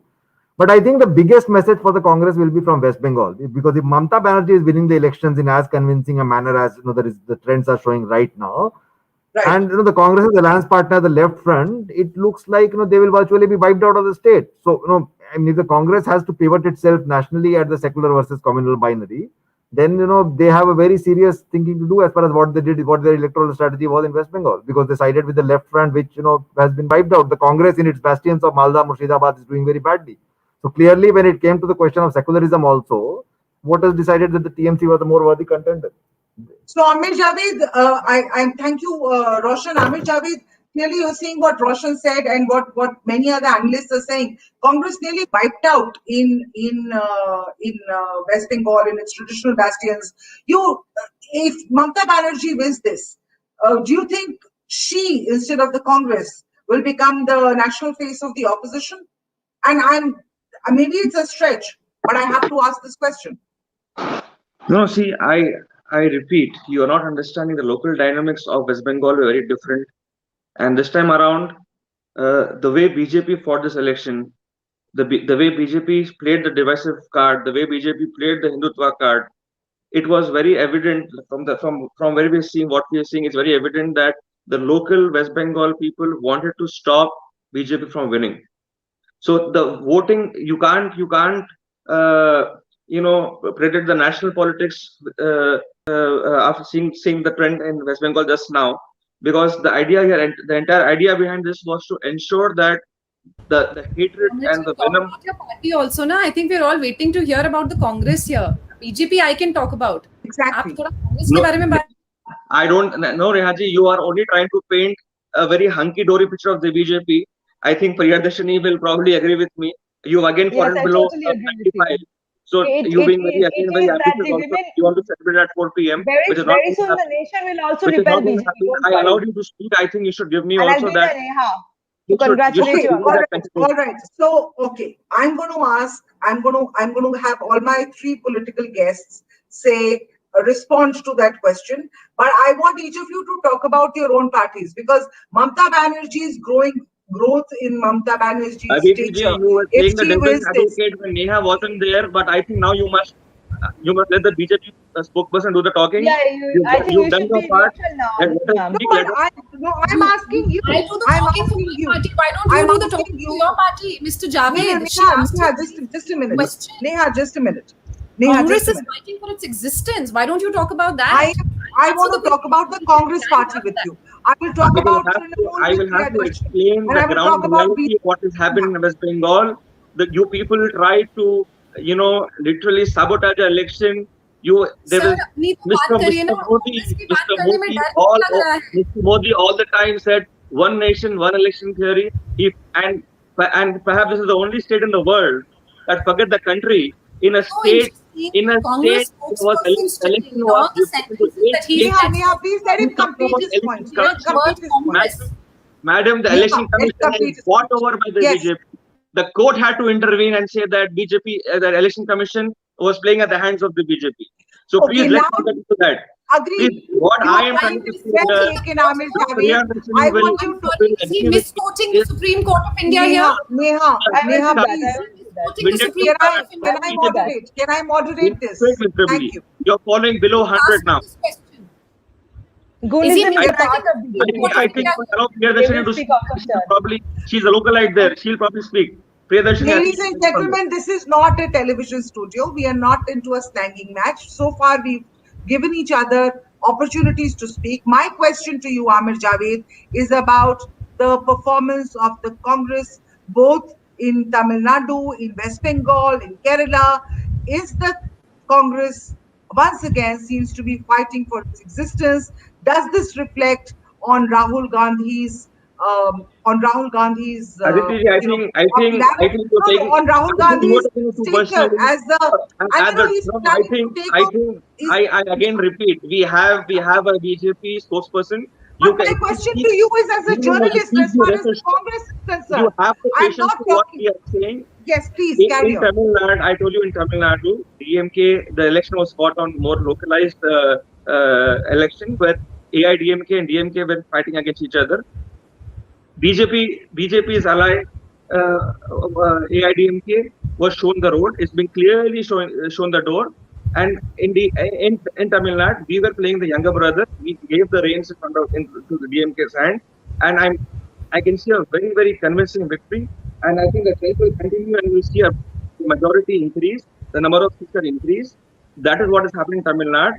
In West Bengal, you have to understand that it was a very clear understanding that the way both the Honorable Prime Minister and the Home Minister were campaigning there, like after Mr. Rahul Gandhi and after Mr. Mamata Banerjee said that we will not campaign because of the pandemic situation, because the cases are 4,000, it rose to 85,000. The same day, on the April 23rd, Mr. Amit Shah had the audacity as a Home Minister to convene 23 What about the Congress in West Bengal? The performance of the Congress in West Bengal, left in Congress, have leading in 0 seats so far. So I want you to talk about that, please. Did not want hate in the state, did not want this vindictiveness in the state. So they You're not wanted going to get an answer from him. and hence they voted very strategically and ensured that BJP doesn't make grounds. Okay, so we are talking. It seems you have become a Trinamool spokesperson right now. But let me go to the actual Trinamool spokesperson. Then No. You're not answering my question. You are talking about Trinamool. So let me go to Trinamool and get that answer from Trinamool. You are more. No, you are not answering. You're not. You're not talking to me about. You're not talking to me about Congress's performance in West Bengal. 0 leads. Congress left 0 leads. I'm talking about that. You're not discussing that. You're talking about Trinamool. You're talking about BJP. I You have have their to understand what is happening Let there, me right? talk to. Let me. Priyadarshini. Priyadarshini, let me. I'm speaking to 2 BJP spokespersons just now. No. That's what you might feel, sir. But as a journalist, I have a. If you're not answering my questions, I have a right to ask you to answer my questions. When Neha wasn't there, No. But let Priyadarshini speak. What is the love towards Mr. Modi or the BJP party? I don't understand. I will ask her that. I will ask her that when her turn comes. Right now, I'm going to Trinamool. Right now, I'm talking to Trinamool. So good news so far as the Trinamool Congress is concerned, Priyadarshini. What do you see? I mean, clearly the popularity of Mamata Banerjee remains intact. The 30% minority votes also seem to be all falling into your thing, and none of them going to the left Congress alliance. You seem to have taken those votes from there so far as trends show. What's your response to what's happening right now? And if Mamata Banerjee loses Nandigram right now because she's still trailing there, how is the party going to respond to that? I'll take your answer phase by phase. First is I'll take from Neha's quote. I'll say yes, the women are going to vote, and they're going to vote for their daughter. and they have voted for their daughter very well. So first is that. So that is for you, my response to Neha. Secondly, you see, what I see is, I don't know if you're getting the immediate reports, but I think it's a bit different. So the vote share, the situation we'll have to watch till 4:30, because I think it's the sixth or seventh phase counting is still going on in Nandigram. I am very hopeful that everything is going to be the way we had predicted. We will be 200 plus as we had claimed. Thirdly, ma'am, please try and understand, we've done a lot of good work here. And the work is for progress, the work is for development, the work is towards women's empowerment, the work is towards letting women speak and letting women be there in the forefront. We have more than, a lot of our voters being a regional party. I think we have the most women representation also, almost, I think, quite high women representation. I did not do the maths there. I'll check it out, but as I understand, it is quite a very high women's representation. We have done a lot of development work, so we are very hopeful that we will win. We are very hopeful. Our results are showing, my local news channel is showing 200, we are 200 plus. I'm sure you will also get the updates at the end of the day. As for the understanding, how BJP has dealt with the entire thing, as you see, vote polarization is a method of election. It's as we call the festival of election, has various colors. काम दाम दंड भेद सब चलता है, वो आप भी वही जानते मैं हो. बोल रही हूँ, वही मैं But आपको I बोल just रही want to know. I want to go. I'm running out of time. I want to go to Neha. I'll just take 30 seconds. I want to go to Neha. Neha, I'll take 30 seconds of your time. Amit Shah's, I'll come back to you. Amit Sure. Shah's predictions, Neha, about forming the government. Clearly not happening so far as the leads are concerned. Your strategy of fielding star MPs, Swapan Das Gupta, Babul Supriyo, Lockett, all BJP MPs, all the MPs fielded by the BJP seem to be trailing. Somewhere you got your strategy wrong. What's your sense so far? And don't say these are just leads. Of course, yes, we all understand these are leads, but we want you to just talk about what these leads are sort of showing you right now. Every party has an election strategy, and BJP is not a party that will ever feel apologetic about their election strategy. We had a strategy, we followed it to the T. Our strategy was about development. There is a certain model that the rest of the country is experiencing that Bengal was deprived of. That was what we were riding on. The constituency that we targeted was women.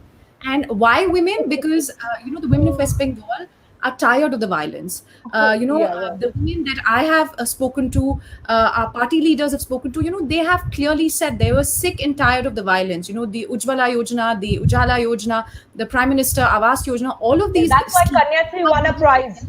People, the Jan Dhan Yojana, the fact that even during the pandemic, we were able to, get direct benefit transfer to these women into their accounts without any middlemen, without any cut money, without any tolabazi. That is what we fought the elections on. We had a strategy. We are not going to feel apologetic about it. Mamata Banerjee trailing from Nandigram is the biggest sign that we got our strategy right. The final result, and like I said, everybody, and like everyone is saying, these are still early trends. Let's wait till later in the day. But we are not. We followed our strategy. We know what are the issues we fought elections on. Unlike a party here where a spokesperson is sitting and not even talking about his own party. That's how irrelevant the Congress is. I think that's the highlight of this debate for me, that the Congress spokesperson refused to say a line about his own party. I respect the TMC spokesperson. She's speaking for her party, as she should. But the Congress spokesperson did not even say one line about his own party. Pot shots. Let's drop the pot shots because this will turn into another slanging match. But Neha, you're clinging on to that silver lining that Mamata is trailing in Nandigram, but the bigger picture shows that Amit Shah's predictions not really working out for West Bengal so far. And I am going to come to you, Chandan Gowda, with this. Because we're going to wind up by 12:30 and wait for the results in the evening. I want to talk to you, Chandan, about what your sense is about what's happening in Bengal. Yes, Congress and the left had got 70 seats in the last assembly elections.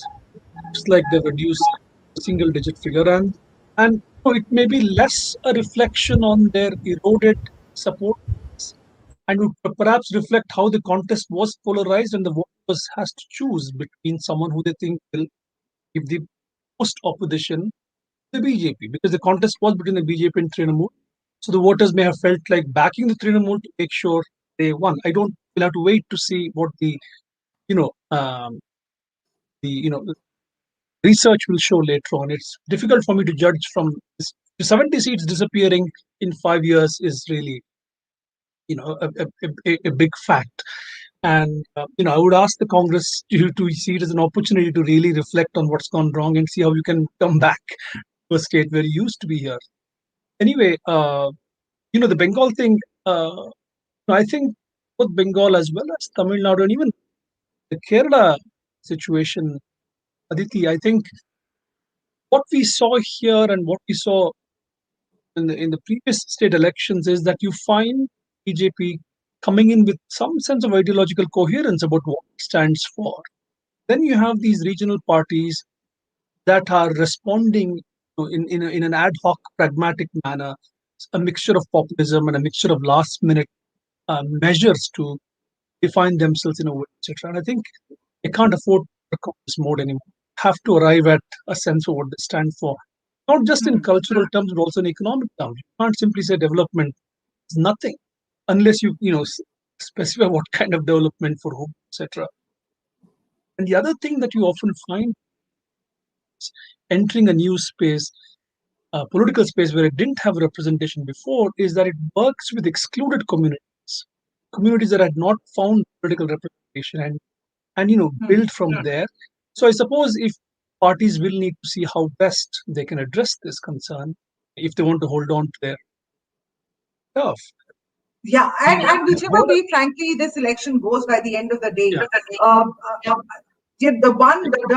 the narrative change tomorrow, irrespective of what happens today? Yes. Both central and state governments have been hit hard by the second wave, by the raging pandemic that is raging across India. There are lives being lost. Many of us in our own families, we've suffered, and we are helpless to help even our close friends and family. And this is not something that's going to be forgotten in a hurry. How do you think the narrative is going to change from tomorrow, irrespective of what happens today? Aditi, I think the second wave really impacted the final two phases of the Bengal election. The other states had voted by then. They had voted in a time of relative calm. Panic hadn't set in. So we don't. So the last two phases could be a reflection of what people in Bengal felt about the center's mismanagement or not. But the point I wanted to make is if AIDMK is doing better than the poll suggested, my hunch is we know that the BJP tried bring in internal reservation for a big of a caste community of Aniyars. And they did it in March, when in Parliament without any Tamil Nadu MPs being present. And like I said, their state president and vice president are, and they have a Tamil Dalit person was made the governor of Telangana. I'm trying to see how this will pan out in terms of what it meant. That we saw on the ground. I'm just curious. Thanks so much for that. Yes, please. Sorry, Aditi. Sorry, this was.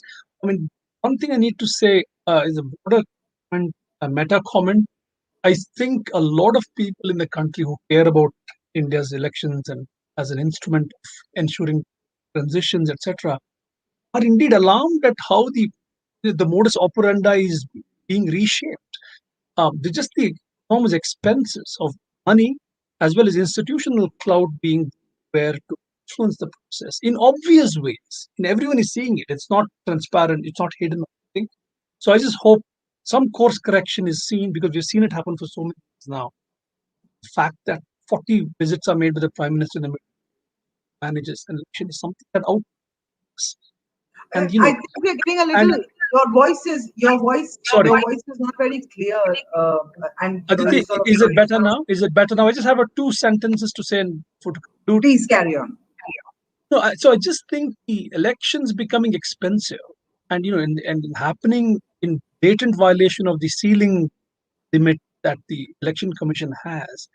So parties are forced to bring up raise resources, to use a neutral term, and that can only mean it can happen at the expense of proper governance. So something has to happen here. I don't know.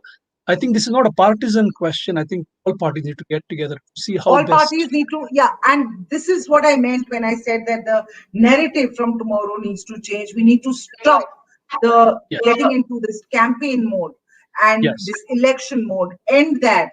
Let's please ensure that at least the pandemic, the second wave, we sort of deal with it as a collective. Stop blaming the center. Stop blaming the center. Should stop blaming the states. It has to be a collective effort, as many of our citizens are actually doing. A lot of people, common people, are helping each other. That's the sort of helping spirit that we need from our politicians, from our respective governments, whether be it central governments or state governments. And sort of let's hope that the narrative, I'm just praying to God that the narrative changes after tomorrow. Yes. The next phase of elections, next round of elections really in 2022, you have Uttar Pradesh, Uttarakhand, Punjab. Now, all these states will go to elections in 2022. I don't know whether the pandemic will still rage by then. If I believe experts, then we should be able to control the second wave in the next 1 or 2 months. But the third wave is not far away as far as I understand. And we need to be totally ramp up our healthcare infrastructure. Both the states and the central government need to work collectively towards that objective in order to save lives and in order to ensure that at least not a single more life is lost to the virus or to lack of oxygen or to lack of essential medicines like remdesivir. So, on that note, I think we call it a day right now.